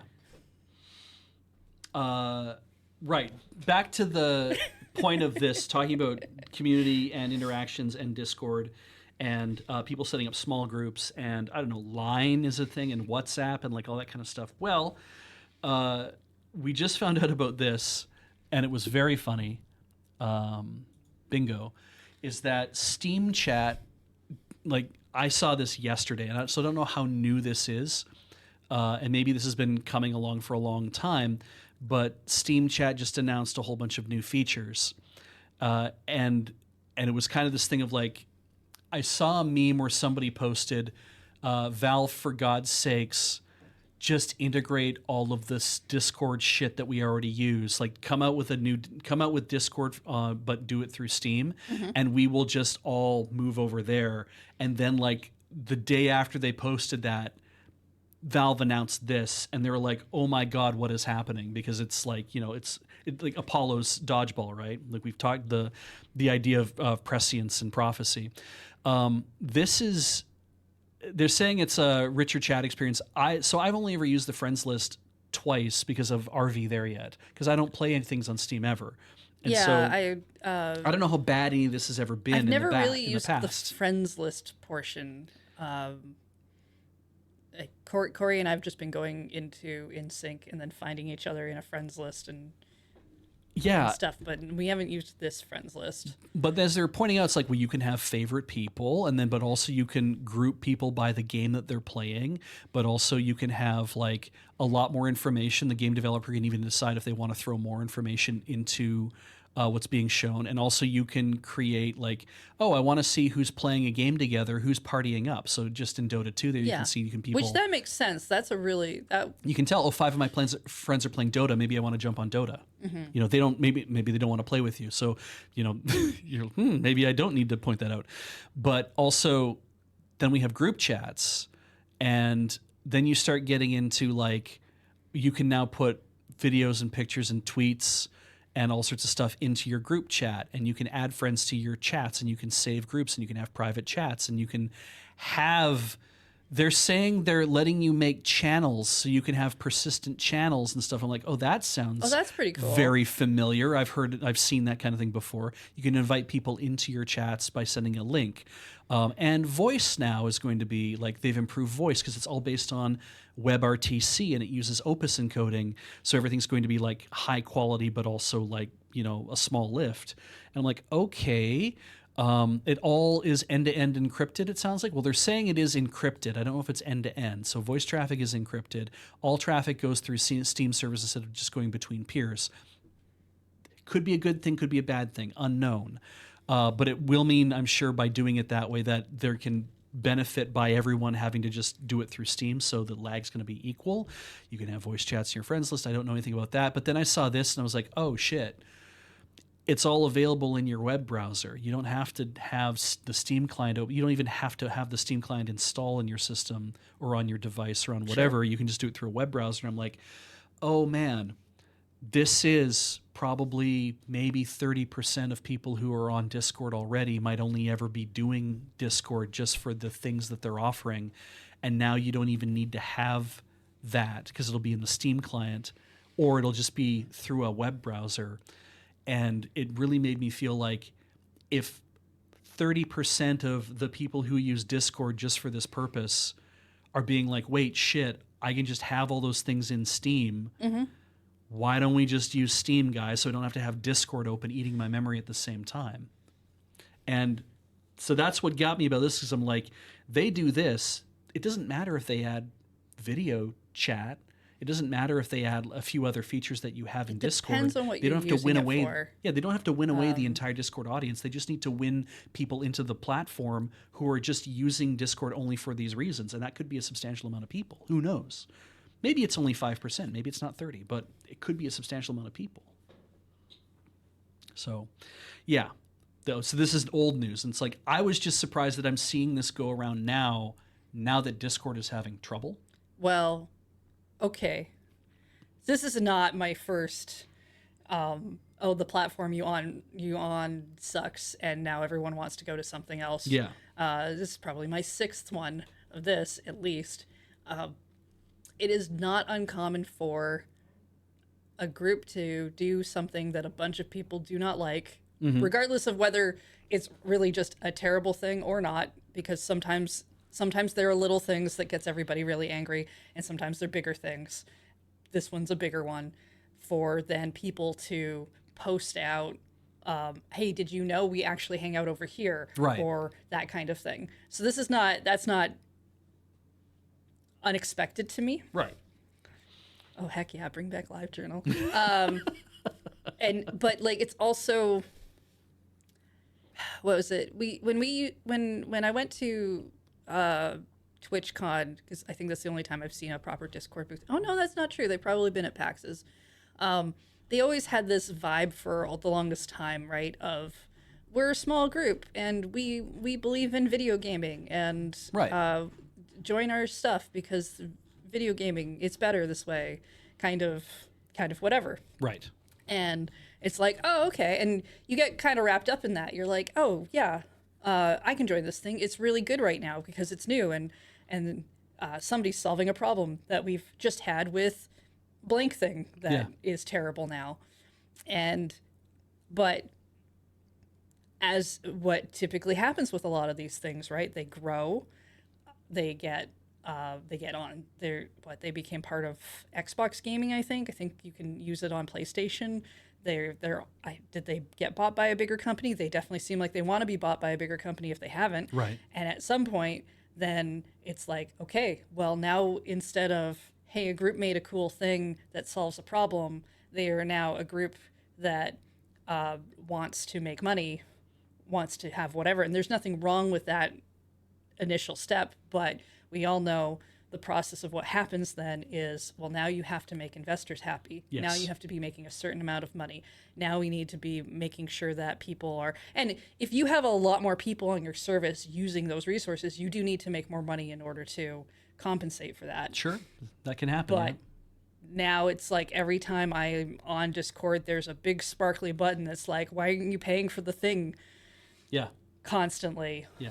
And I'm just like, And part of that, because we don't live in a UBI world yet, the idea of we are making a thing and we're providing it to you for free because we know we'll make money off of it in the future. We'll make money off of it later once we've achieved a network effect, because we'll have so many people locked into using the service. And it's like, right, that is a thing that's a concept I think that has grown out of maybe the last 15 years, like since about 2010 or so. It goes back further as well, in terms of like, oh, the internet is this new thing and we're having this massive investment and trying to see things happen, and it was like happening slowly over time. And it's like we're seeing the inevitable sellout and everything happening faster and faster. Mm-hmm. People come up with a thing and then it's like, and now this is how we're going to monetize it, and it's going to turn real shitty real fast. And it's like, right, I was getting this service for free, but now I have to pay for aspects of it. I didn't want to do that at all. Well, what if we had just come to you initially and said, hey, will you pay for this? I don't want to pay for something I don't know what I'm going to use, right? That's what happens, right? Sure. Do you want to use it for a free trial for a year? No, trial means that I'll like it and then I'll have to pay for it. And what I want is something that's free for me forever. And I'm like, right. You can't divorce yourself from that feeling. People all end up falling into the trap of, I want to do this one thing that I only touch once in a while. I want to just get that for free. Yeah, but what I'm talking about is the sense of, oh, here's a place that we're all hanging out.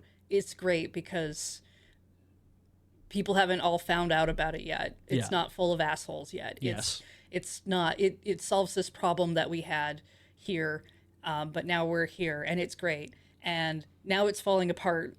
And we're mad, and so we're going to go to the next place, and now this place is better. It's not quite as good as when the other place was like what it was in 2012 or something, but Yeah, it's still better than the current thing. And then that thing also, because that's how these things always evolve. And so Yeah. it's like getting, to me, it's just like, oh, there's a bunch of people where this is their first. Well, and the thing is, like, you're not talking. It sounds like you're talking about Facebook and Twitter and Blue Sky, but you're not. You're talking about other things where this has happened, because that can be as much as I was on this online forum, and then the online forum had to move to use a different setup. Like they had to move off of Yahoo groups to Google groups or something, I right? used to hang out on Yahoo groups. A lot of those die Yeah. just because the interaction grows stale. People join that suck, or at one point they got rid of it.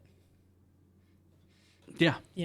But like that's the thing, that there's always, if Yahoo groups had been popular and had been getting more people, the same thing would have happened. It would have started getting features we all hated. We would have started being auto autoed into these features that would have been like, oh, AI is going to do whatever Yeah. now, but you can turn it off, but we've turned it on for you. Everything does this. Yeah. And I think more of us are, because there's more of us as a user base than there is as terms of a developer or ownership base. That there's so many of us out there who are like, man, I don't like this. Infrastructure always costs something to develop and maintain. Open source says infrastructure is gated by effort and knowledge and ability. So you can have a great open source experience with an app that is possible to have, but it's like, man, it takes so much effort and experience and ability to develop that in the first place. But then even then, it's like, well, here's Mastodon out there saying we're doing this whole ActivityPub thing, and we are going to be a Twitter alike for that, and that can be where we can win you over into that. And it's like, sure, but you need someone to run that instance, and then you realize it's like, oh, I might need to make some donations to that person to do that monetarily, or maybe I need to donate equipment, or maybe I need to donate time or something. It's like, but I might need to put a bit of myself into that. And like, Sure. well, I think the lesson that we're having to learn because we didn't learn it, and is that so many of us have separated from community, that we're realizing, oh shit, right, to build a community, to build a village, it takes a village. And it's like, right, if we want to all make this work, we have to be willing to But these put are, a tiny chunk of our like, resources into trying to make you that keep happen. saying we, but like we as a huge group of people Yes. can't all learn that lesson No. at the same time. We have to become smaller groups of because- we's. and saying things like, oh, I understand I need to probably pay into this and invest in this community if I want to actually keep that community going. I'm like, yeah, that's a lesson though that you learn over time. Yeah. I'm just looking at this and I'm like, even if this was new, I have a hard time being excited by the idea of like, oh, well, there's this new better thing that will fix whatever. And I'm like, no, it won't, because these things never do. Yeah. Even when they're made by small groups of people, because it used to be that you could get really excited, right? Oh, this small group, they're indie, they're doing a thing, it's really cool. Yeah. And now they just got bought by such and such, which means now they don't have to worry about their money problems and they can just focus on whatever. And it's like, no, now that means they're actually tied back by a bunch of red string. They have other goals they have to align with, even because that's what you give up in order to have that security. Yeah. And in this day and age, the chances that studio or whatever that got bought still exists and doesn't just get like shuttered Yeah. is what you expect now. Yeah. Yeah. I'm saying a lot of things where it's like, oh, your white privilege is showing. It's like, it absolutely is. Because it's easy for me to get stuff for free. I hate to tell you this, but my white privilege is almost always showing. Yeah. And so it's like, right, there's a lot of other communities, Black communities, immigrant communities, queer communities, have all gotten to this community building point way before a lot, like somebody like Oh me yeah, did. because they're the ones that get It's like- shit on the most. Yeah, so it's like they have to realize that they have to like we got to circle the wagons and work together on this. And it's just like me Especially being with, like, oh right, I have never had to be a part of that before. Never had to think about Because that. Discord wants you to give them your license or something. They want age verification. Now, Right. funny thing about that. Now, part of that is going to be government law. Yeah, and stuff to do with the internet. They're complying in advance. Yeah. Yeah. Essentially. Yeah. They haven't been asked to do anything like that. They're just like, well, we decide it's going to start. I'm coming. not saying that they have no fault. Just that also, if that's an expectation of that's the way laws are going to end up, the Discord's not the only place that's going to be affected. Yeah. What it is it's a lot of times because this is almost kind of lines up with the thing of, God damn it, I know it's me. Why do I need to give you a password? Right? It's a lot of that thing of like, you're right. You know it's you. Why do you have to give them a password so you can log into the system to look at a piece of information that largely doesn't matter? Like, why do I need what was it again? Somebody had said, there's like, why do I need a password to log into X thing when there's no sort of payment involved with it? It's just a nice to have thing. Like, I can't remember what the service was, but it was some really stupid service but it required you to have a username and a password to do it. I mean, you could think of like, why do I need a username and a password to log in to access my thermostat at home? Why do I need that? It's like, well, somebody could steal access to your thermostat. And I'm like, I mean, I guess they could, but also I can then just turn my thermostat access to the web off or some other shit. And it's like, well, we need to gate it by whatever. And it's like, right, there's reasons at a certain level where like that is a problem, but it's also like there's reasons at a certain level where that actually isn't a problem and you're actually just making it hard, right? Like those kind of things. And the nature of that where we're like, well, Discord asking, okay, this is the other thing about the Discord asking for age verification. Mm-hmm. I did see a thing recently that was, hey, so we're the people that make the script that let you bypass that. Because what Discord does for age verification apparently is they employ a third party that provides the age verification. Okay, sure. And it's just like this is a newer thing, I guess. I'm not really sure. But it's like you don't have to give, for this purpose, you don't give Discord a thing that verifies your age. You use their service that then reports metadata back to Discord to say, oh, by the way, we confirmed this person's age and we know that they're an adult. And Discord is like, hooray, they're an adult. We know that because the service we trust told us that. And people are like, oh, really? And they spoof the metadata. Sure. And they don't even have to report to the age assurance group. They just send it immediately to they make a script that sends correct metadata to Discord. And Discord's like, oh, you're an adult because the service told us. Is like, well, they didn't. My metadata generator told you, and that's fine.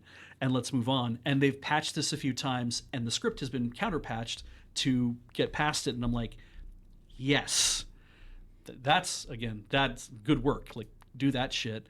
And I'm like, so what are we doing? So why are we doing this, and what are we doing? I believe in the airport, it's called security theater. Yeah. So, yeah, it's so very. I don't like any of this. I think anybody else out there likes any of this. I know there's a lot of people out there also who don't think of any of this. They're just kind of like, I'm just going to do whatever I'm told to do, and I guess it's okay. And but it sounds like there's a growing group of people that are saying, hey, we all don't like this, and we think this sucks. And I'm like, great. Move to different services. Let's start building to different services. Let's actually start turning this around to be like, let's put our resources in places where we think it matter. And, like, I know that it sucks. Linux has always been that thing of like, if you don't like the way something is made, then why don't you just learn how to code and fix it yourself? And there's lots of people, I can't do that. So I have to accept the way that it is. I have to accept that there's problems. So I'll deal with that, and that's kind of that thing of, it's a libertarian outlook, right? It's like, do it yourself or don't do it at all. And I'm like, sure. But also, hey, what if I could pay someone to fix the problem that I have a problem with? Maybe that is the place where, like, I guess those are the resources I have to use. If I have money, maybe I should use it. You could also consider not. I could also consider not using the product. Yeah, I mean, and I know that's not a viable solution for everything. Yeah. But I think sometimes when it comes to And I mean, it's Discord's a little harder because that's more of a community-based thing. But when I think about certain things like entertainment, where people are like, "Oh, well, I have to have this thing, or I have to have this streaming service, Yeah. or whatever." And I'm not saying that people shouldn't have entertainment, but sometimes I think it's just like, well, yes, it's hard to not have it because you don't know what to do without it. Yeah. I don't need to And know how to fix all the water pipes in my house. Sometimes it's okay to try to not have that kind of thing. Yeah. And like Hosk points out, so Jackie Lantern says, I shouldn't have to learn skills I'm not interested in to avoid problems placed upon me. Placed upon you, right? Things that you I didn't. think that's fair. Exactly. And then Hosk says, libertarianism is great until you remember roads and water pipes. And I'm like, right. And that's another thing where it's like, if I have a problem with my sink, I can try to fix it myself. Sure. I'll have to probably learn how to do it appropriately so I don't screw it up. Or I can pay a plumber to come in and fix the problem with my sink, and then I pay them $300 and they fix the problem with my sink. And it's like, that's a lot of money, but also that's a lot of skill and parts and tools and things that I don't have access to, and they do, and they have the ability, so I pay them to do that. But if I have a problem with my building draining to the city's sewer system, I don't call a plumber to fix that problem. If the problem is with the city's sewer system, Well, no. I have to rely upon the collective action of everybody employing people to maintain that sewer system in the first place. And so now I'm in a different boat again, but it's like, but again, taxes are good because taxes are supposed to be put in that position to allow for that Sure. to happen. And it's like, right. It's almost as if what we need is taxes put towards a system that is provided to the people for social interaction. And I'm like, that is interesting because we do that already with public squares where a public square is created because the community sees benefit in The it. problem They tell their elected officials, we I'll make a public square for into you. with that in the internet aspects of things is that the internet is still geolocked In a lot of ways, yeah. in a lot of ways. Yeah. And so it would be like having a whole bunch of communities who would be mad that they have to pay towards a thing that maybe they don't want to pay towards. Yeah. Especially if they can't actually access it. I mean, we have that already, right? Where people Yeah. pay federal taxes in BC in order to pay for a federal building in Ottawa that people are like, I don't see the purpose of you building another building in Ottawa, for example, right? Yeah. It's like, I live in BC. What are you doing with my taxes? It's like, well, that's not how that works. Society doesn't work that way, and we are trying to make society work. Do you feel like we have kind of hit the end of this topic? Absolutely, we have. Yeah. Oh my God, I am so done talking about this. Are you? 'Cause Yes. You have like a. I have lots of things I can say, but I'm like, shit. Words I just keep want to coming. not want to keep talking about it too. So. We can stop. Yeah. That's that's within our power. But think about how we got here. We got here talking about how Discord's being shitty, and then somebody posted, "Did you know that Steam Friends List works like this?" And it's like, oh, that's so cool. And people, I think, being interested and excited by the idea. Because let me tell you, when I posted this into the ChillPoint thing, I didn't get oh yeah, Beej, that's old news. I got wait, Steam can do what? It's well, yeah, because we don't use Steam that way. And so you don't look at it and you don't discover it. And it's like, wow, the more you spread this information around, especially at key moments where it's like Discord's being problematic to a lot of people. Hey, did you know Steam could actually do this? It's like, I had no idea Steam could do this. What have you been playing recently? Cribbage with Grandpas. No, tell me the last video game you played.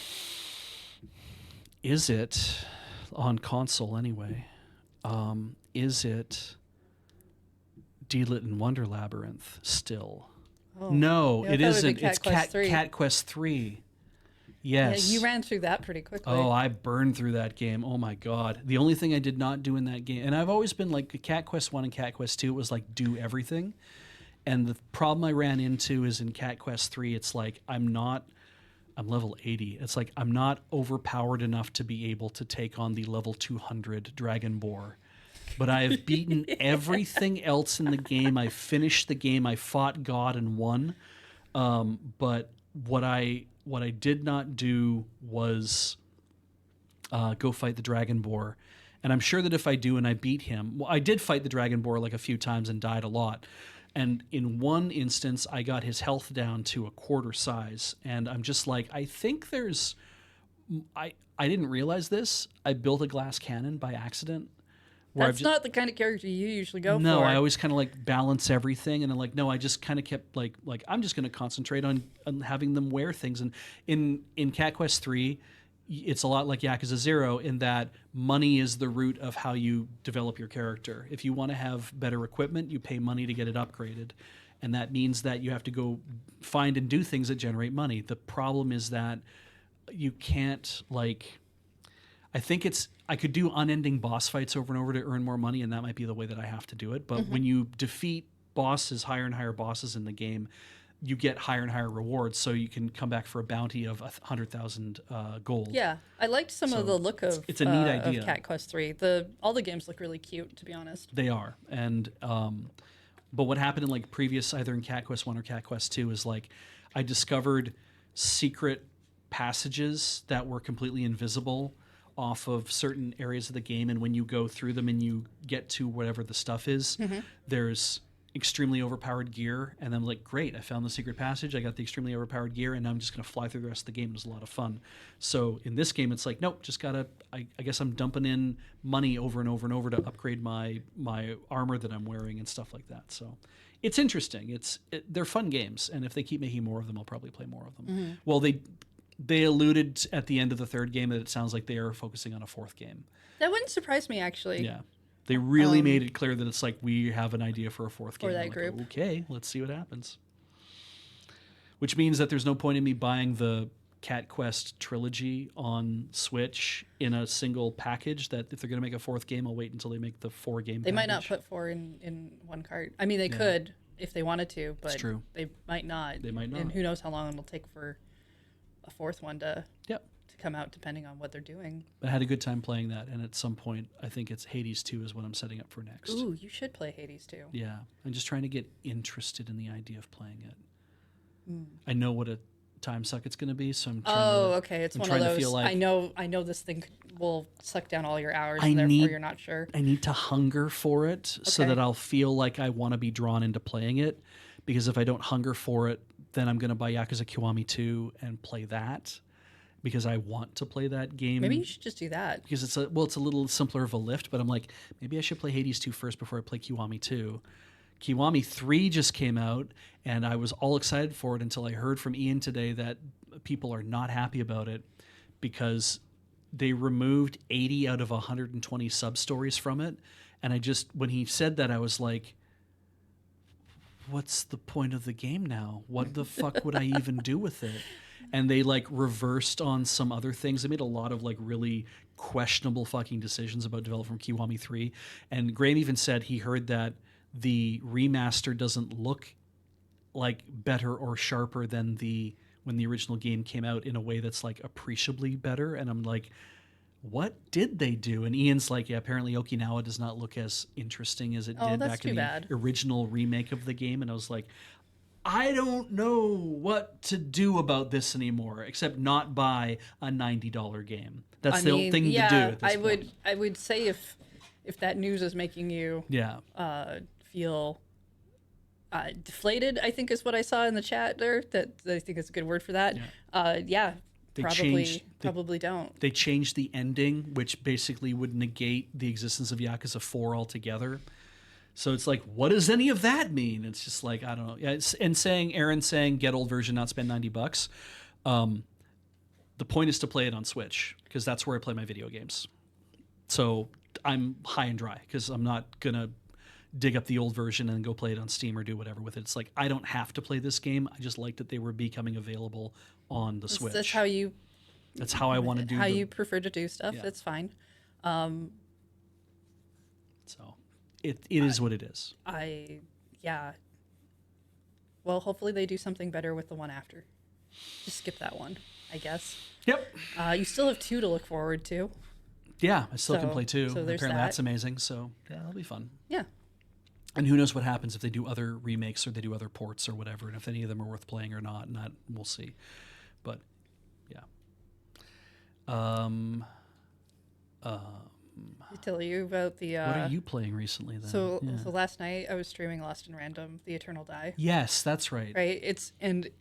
God, Because it's the DLC for No, Lost at Random? no. Lost in Random's the first game. This is the second game. okay. The first game is a much different game. Yeah. It's like and it's a weird game, which is why I like it, even though mechanically it's a little frustrating because of the way they try to combine cards and dice and action adventure. Right. But it's interesting, and the world is interesting and super weird.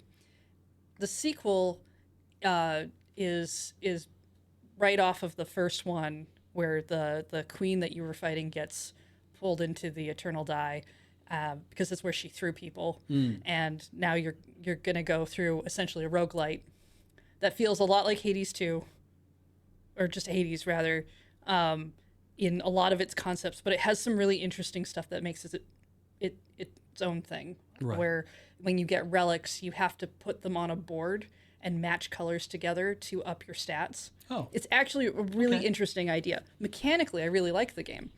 I do think it's not as weird as the first one because there's less of this weird, like, oh, I walked into Two Town and found, in the first game I walked into Two Town because you're from one port. Everything's based on a die, so there's Sextopia and whatever. But you walk into Two Town in game one, and everybody in Two Town has a twin, or a second personality, and their big project right now is constructing a second moon, because why don't they have a second moon? Right, because everything's focused on twos. And you go talk to the mayor, and you have to go fight the evil mayor because his twin is evil, and stuff like that. And it's just like, it's super weird, and that's what I liked about it. This one has like less of that because you're just kind of running through this repeated thing, and there's some characters that are interesting, and they talk about Serendipity and some other towns you never got to see in the first game, and I'm like, okay, cool. I beat the game a couple weeks ago, but didn't get the true ending or the good ending or the whatever, right? Sure. I got an ending that was like, oh, we escaped and we destroyed the black die, and therefore everything's great, look at the sunset kind of ending. And I'm like, all right, sure. But then the game basically outright tells you, oh, there could be this other ending. And I'm like, all right, well, is it hard to get? Like, how much time am I going to have to sink in to get this other ending? Because, yeah, I'm thinking of Hades as well, where it's like you can sink so much time into that game. And then last night I played it, and I got all of the requirements. And it's definitely one of those, make sure you finish out all the NPC storylines so that you can all escape together. And I'm like, oh, okay. So we're going to all escape, and then the ending is going to be better because I got all the people out before I destroyed the thing that they were inside. That's what I'm thinking. And you get out, talk to everyone, you go up to the die, and instead of destroying it, you turn it into this white, golden, filigreed die that hovers in the center of the room, and now it's like, well, instead of being evil, this thing has now obtained all this great power that you could probably use.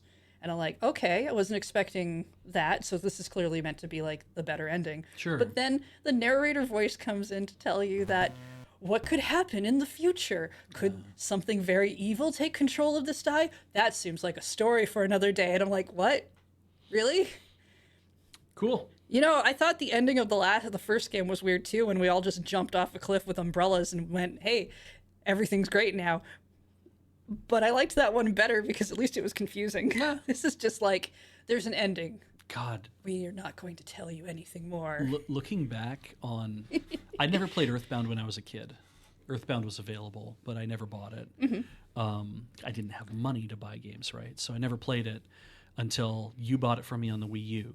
Yeah. And it was lovely. It was fantastic. What a great experience. I played the hell out of that game. I was like, oh, this was good. This has always been an amazing RPG.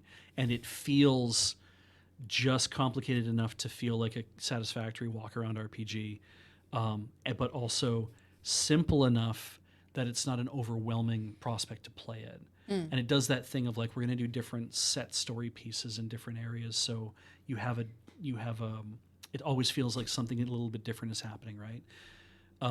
But because you're talking about the ending of The Eternal Die. Yeah. I remember that it's like, oh, we need to go fight the bad guy, Gygas, whatever. We need to go fight him. it in Earthbound, but we can't go there because it will just the realm we have to go to we can't survive in. So instead we will put our brains or our minds into these robot bodies, and we will send the robot bodies to go fight. And then you walk around for a little while as the little robots to go to the thing. Right, yeah. And it's like what you're essentially saying, though, is what the kids are doing is like the only way we can save our world. This is all spoilers for an incredibly old game, by the way. In order to save the world, we have to do this thing. It's not we have to pilot drone robots. It is literally we have to remove our consciousness from our meat bodies and put it into these robots. Does that mean that killed us? It's not clear if that's what happened. If all these kids voluntarily gave up their lives to put themselves into robot bodies to go fight the thing at the end of the world, essentially, and whether or not and I'm just like, I don't remember anything after that about do they all get to go home or not, because I can't remember if that actually is shown in the ending sequence or not. But I just being like kind of blown away by the idea of like, oh my God, like what a thing to decide to do. Being 40 or 38 or whatever I was at the time, I was like, this hits differently than I'm sure it would have if I was like 12 years old. Like this would definitely hit a little different to be like, oh, that's so cool, they're gonna go do the whatever. And being like, I have a lot of thinking that I had already, like, in terms of what makes a human and all this kind of crap. And I'm like, oh no, this is a lot to process right now, the idea of what it is we're doing here. And I was like, this is a very heavy lift.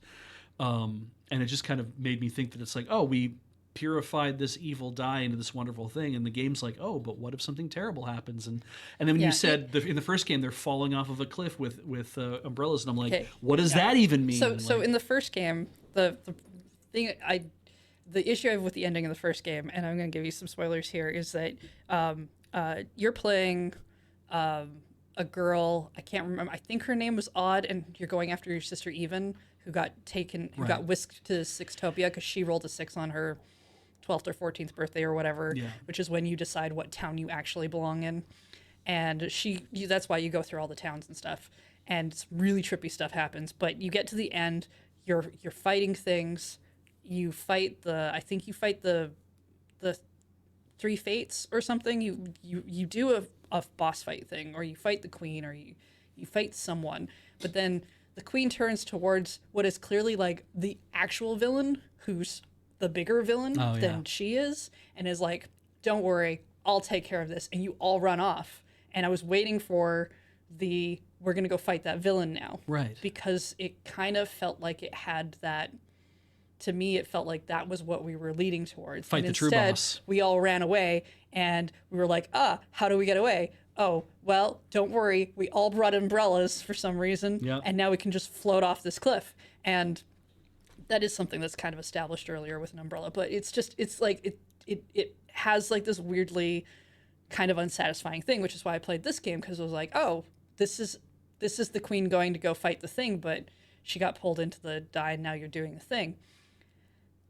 And now we're doing this fight, and instead of getting what felt like, I don't know, an appropriate ending, I feel like what I got was and there will be another game in the future maybe, which is fine. I like it well enough. It was fun to play. I'm hoping if they make a third one, it's more like the first one, where I get to explore towns and just weird shit, because there's nothing weirder than being like, oh, I need to go help a person in this town, but I've decided my character's at the low point, so they're like, I just want to go home. What am I doing? You know, that point in the hero's journey where they want to turn back. Yeah. And if I help this person, they will help me get home, and then I can think about this later. And it's like, all right, cool, I helped this person. They stuffed me in the bag that I agreed that I would go into because somehow that will get me home. Oh, look, the bag is made of monsters. It's going to eat me. Mm-hmm. The person I helped is actually part of an evil duo who I now have to fight and not get digested by a burlap sack. For some reason now I'm being taken on a boat with death to the next town. What is happening? But it's so weird and interesting because of it. Yeah. And I'm like, that's what I'm missing from the second game, which I'm like, mechanically, much more interesting, like much more fun to play, Yeah. because the first one had stuff that was so stiff that it made it slow and it felt not great, but it was more interesting. And so I'm like, I'm going to get whatever your third game is. I know I am. I'm probably even going to check out Midnight Walk, which is another game that dev studio made Right. at some point, because I just want to watch the weird crap that you do. And I'm not even mad that they made a roguelite, because even though when I look at it, I'm like, it feels an awful lot like Hades, it still does stuff that's really different Okay. and interesting. And I'm like, yeah, okay, whatever. I'm going to do this. I'll give you my money. I've played other games where I'm like, okay, I'm glad I experienced that. I hope you guys make something else now, because I'm not. I feel that way about Detective Pikachu. Oh yeah. It's like you liked the trappings I of it, like but the you didn't trappings like of to play it. The playing of it was too slow. Yeah. I know it's meant for a completely different age group. I will be excited if you do another Detective Pikachu thing, but I will not be getting that game, because I know it's not for me You'll anymore. never get Ace Attorney storylines out of Detective Pikachu. You'll always get Baby's First Mystery. I mean, it's not the storylines that made me upset. It was the hand-holding. But that's what I mean. It's just like it has that level of like that level of you couldn't do a murder in Detective Pikachu and then have him try to solve it, because it would be inappropriate for the kids that are playing it, and because it is a game that's supposed to be for like, this should appeal to children playing this because it's Pokemon. Therefore, we have to also act in this way. Like we have to make it like that. And it's like, but when you up what your content, like what is acceptable content for a game like Detective Pikachu, then you would also probably change the play style of it. Yeah. To be like, we Like, don't need to hold I people's hands. recently We know they're finished, going to be 15 or above. I recently finished game 2 for Phoenix Wright. Right. And as far as I'm concerned, those games are still perfect. They're still frustrating in the exact same way they were when I first played them. Yeah. But that's what makes them fine. Because it's not like I've played them and now I'm like, oh God, this was a thing I liked, or this is actually bad, or any of those things where you decide to check out a thing you really liked as a kid and then you're like, Right. I didn't realize, that kind of nonsense.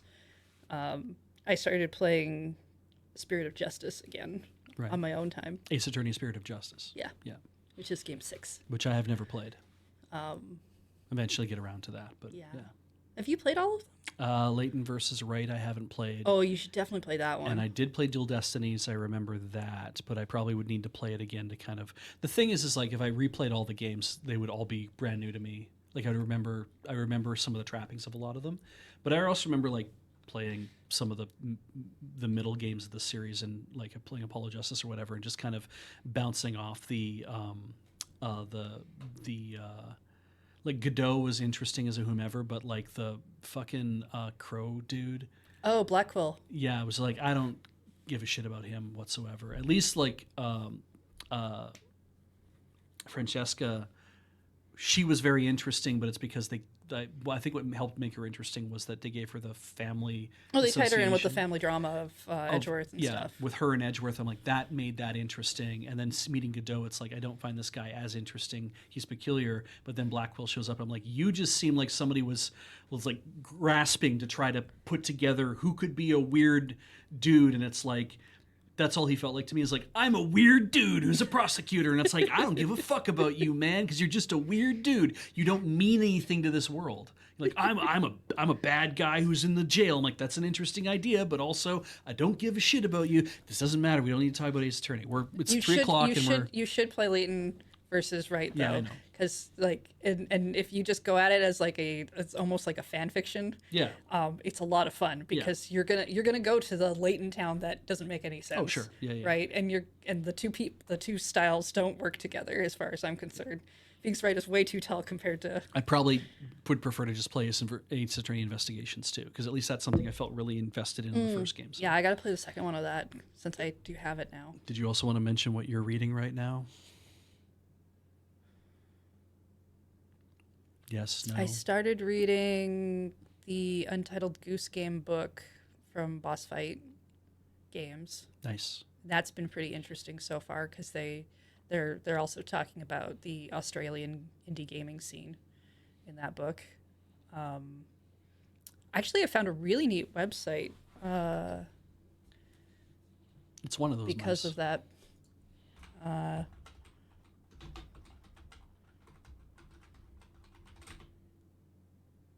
Is this it? Yeah, so this was brought up in the book. Nico Disseldorp is one of the devs on in Untitled Goose Game. This is scienceversusmagic.net. Apparently, he just used to make little weird apps and things. So like, you just place tiles and do stuff. I haven't played around with it a lot, but like in a design sense, it all looks pretty interesting. Yeah. Castles made of castles. Obviously, So they're fractal. they're just little things he was designing before he wanted to make video games or wanted to start working on games. And yeah, I haven't really played with it yet, but I thought you might find it interesting to play around with. It is neat to see, definitely. But yeah, I've been reading that.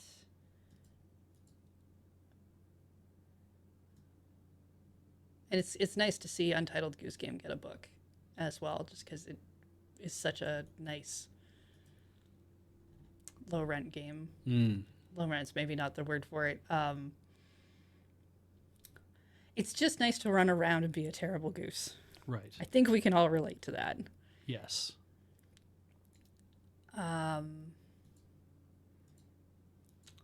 But yeah, so learning some stuff about Australia and their indie game making scene as well was kind of neat because that's at the part where I just finished where they a lot of the mobile games you really like actually come from Australia because making games for console got too expensive and making tie-in games, which is what they were doing for a while in that scene, got too expensive or were not things that people wanted to make anymore. Right. And thus, when the iPhone started coming to Australia, though, that was you had a whole bunch of people who were actually out of work, who knew how to make video games, who knew how to do things in small teams. Right. And I was like, oh, that's actually pretty interesting to know. Yeah. Otherwise, I have an audiobook that I've been listening to, but it's basically just smut, so I'm not going to tell people what it is. But it's been fun. Sure. Corey lent me the first Murderbot Diaries book, All Systems Red, and it was a rollicking read. Mm-hmm. I really enjoyed it. I'll start reading the rest of them. So, right. As Rock Pusher points out, and as I've said many times in anime roundups, we are fans of smut. It is okay to like smut. You never push your smut on anybody else. No, I just don't want to tell people what it is. Yeah, it's none of their business. I read. I've been reading a ton of Phoenix Wright fan fiction. Fun. All lately. Right. Yeah, I've been going down that vibe since I've been replaying the games because they're fun games. It's fun to watch people's interpretations of the characters as well. It's fun to. I found a couple of scans of some of the books that Capcom put together, actually, of Jojinshi that some people had made, and those were interesting to look at, but also really weird because the character designs were so different. They're for some off model of them. in a lot of cases. Yeah. But it was neat to see. Yeah. Oh. Heated Rivalry is not a book I've been reading, although I think it's in my list because I think someone told me that it might be fun to listen to. I figured I'd get it out of the library eventually, maybe. Yeah. It's how I've been doing a lot of my books. The Libby app is really good for audiobooks. Right. I'm running into a problem where I've put a bunch on hold and they're ready and I have to suspend them until I can get to them. Right. Because I can't do multiple audiobooks. I can do my books are usually like I have a physical book because I like physical books. I like the weight of a book, which I don't have right now because I'm in between. I have generally in a book that's on my e-reader because that's easier to do before bed, and then I don't have to get the light switch. Right. And then I have audiobooks for when I walk around or have chores to do. Right. I like ebooks on my phone, but I read all of Pratchett the first time. I read all of Terry Pratchett's stuff, like all of Discworld. I read as ebooks on my Hendera 330 back in university. That's what where I was concentrating reading the most of them was back then, like what was out at the time anyway.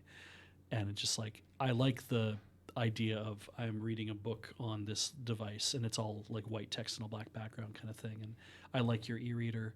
And I'm like, if I knew I was reading more books or I knew I wanted to be reading more books, I probably would be thinking I should just get a little. I saw something about like a little 4-inch screen e-reader a little while ago. Oh yeah, I've like, been seeing ads for stuff like that lately. and I'm like, okay, those are interesting too, just as like a thing. But this having a single device is great. So Yeah, I mean, I again, I try to use the e-reader at night as a way to get off my phone, yeah, and sometimes I use it as a way to ditch my phone for the day. yeah, But I really do like just having a physical book. It's really annoying when there's a book I would like to read physically, but when I touch it, it's bad. like it feels wrong in Like your hand. they've done like something weird with the cover, so it's got a feeling to the cover that I don't like, or yeah. it's like it's just the wrong size. And I know that sounds weird. But I'm sure there are people who get it, where it's like there's something when you pick up a certain object in a book that if it feels right, that's magical. Yeah. I have book covers, actually. Yeah, I did get a couple of cloth ones. Yeah. But that's more for so that I don't. I like paperbacks. I don't enjoy. I like soft cover books. I should say soft cover because paperback is a different style. I prefer soft covers because I like how bendy the pages are. Right. I don't like hard covers, but I did get some book covers for them so that when I'm out, they don't get damaged in my bag. Yeah, that's fair. Let us wrap up the show. All right. This has been ChillPoint. Okay, we should tell you some things about Lure. Yep. For example, you can support everything we do here at patreon.com/loadingreadyrun. That's one of the ways. There's other ways you can do it. Like you back us on Twitch, obviously, and it's nice to see you people doing subs and bits on Twitch, but you can also go to store.loadingreadyrun.com and have a look at the things that are available there, which we haven't straight announced yet. We've just put some things. We might as well just. Do you want to show? Just show them off, because we have some things up that I haven't even checked the description actually on the panelist mug yet, but it's already available as a thing. If you are looking at that, you're watching us, so you're looking at that right now. But yeah, the Lure Toque and Scarf is currently a pre-order thing. This looks really good. They're not in yet. This wasn't what I was expecting it to look like. Quite. Yeah, I like the look of that. It will be, I believe, that the Toque image right now that's even just a mock-up image. I have to see what they actually turn into, but yeah, we decided to do a mug, and there is the mug, and yeah, I'm working on other pieces of merch here and there too to kind of get onto the site. We really like the panelist mug, and we worked on that recently. So you're not going to see that show up on the show, but in the future we will have these mugs here, and as we do more seasons of the panelists, I'm sure they will show up on the panelists. Yeah, which by the way is starting up on Saturday Exactly. on the main channel, youtube.com/loadingreadyrun. Yeah. So be excited because I'm sure you already are. Yeah. And you don't have to. There's a limited amount of Lure Toques and Lure Scarfs, but the panelist mugs are POD. So as being a print-on-demand item, that you can have this cool thing in your house, but it is something that we don't have advanced amounts of. It's just we will make them as they are necessary, and that way we don't have to worry about having 400 checkpoint mugs hanging around and being like, how are we going to sell these things? And then we eventually did. And you guys were great to do it. I think it's just exciting because it's been a while since we've had new merch. Yeah. And I really have to say that scarves and toques, the scarf and the toque separately are $35 each, but together they are $60. So you can buy them both together. Obviously not ideal for we're in February right now, so we know that the thaw is starting in a lot of places. But hey, maybe you live in a part of the world that is still real fucking cold, and you'll actually enjoy having this thing. And I don't know, if you're from the Antipodes, maybe you Aotearoans and Australians are like, well, we'll get these for ahead of our winter season next year. All right, so we've mentioned the store, we've mentioned the Patreon. In a few months, anyway. There's several YouTube channels you can go to. The one that you're on, if you're watching this on YouTube, will be youtube.com/LRRVG. That's our video games channel. Check the description below for our other channels, but we do a variety of things, including streams and tabletop and Magic the Gathering and some crap shots and just silly things. All kinds of stuff. Yeah. That sounds like it. That sounds like it. Yeah, I think we are good. And so thank you, everybody, for sticking around for ChillPoint. And there's obviously more things always coming up on the channel. But this thing is over. So goodbye. Goodbye.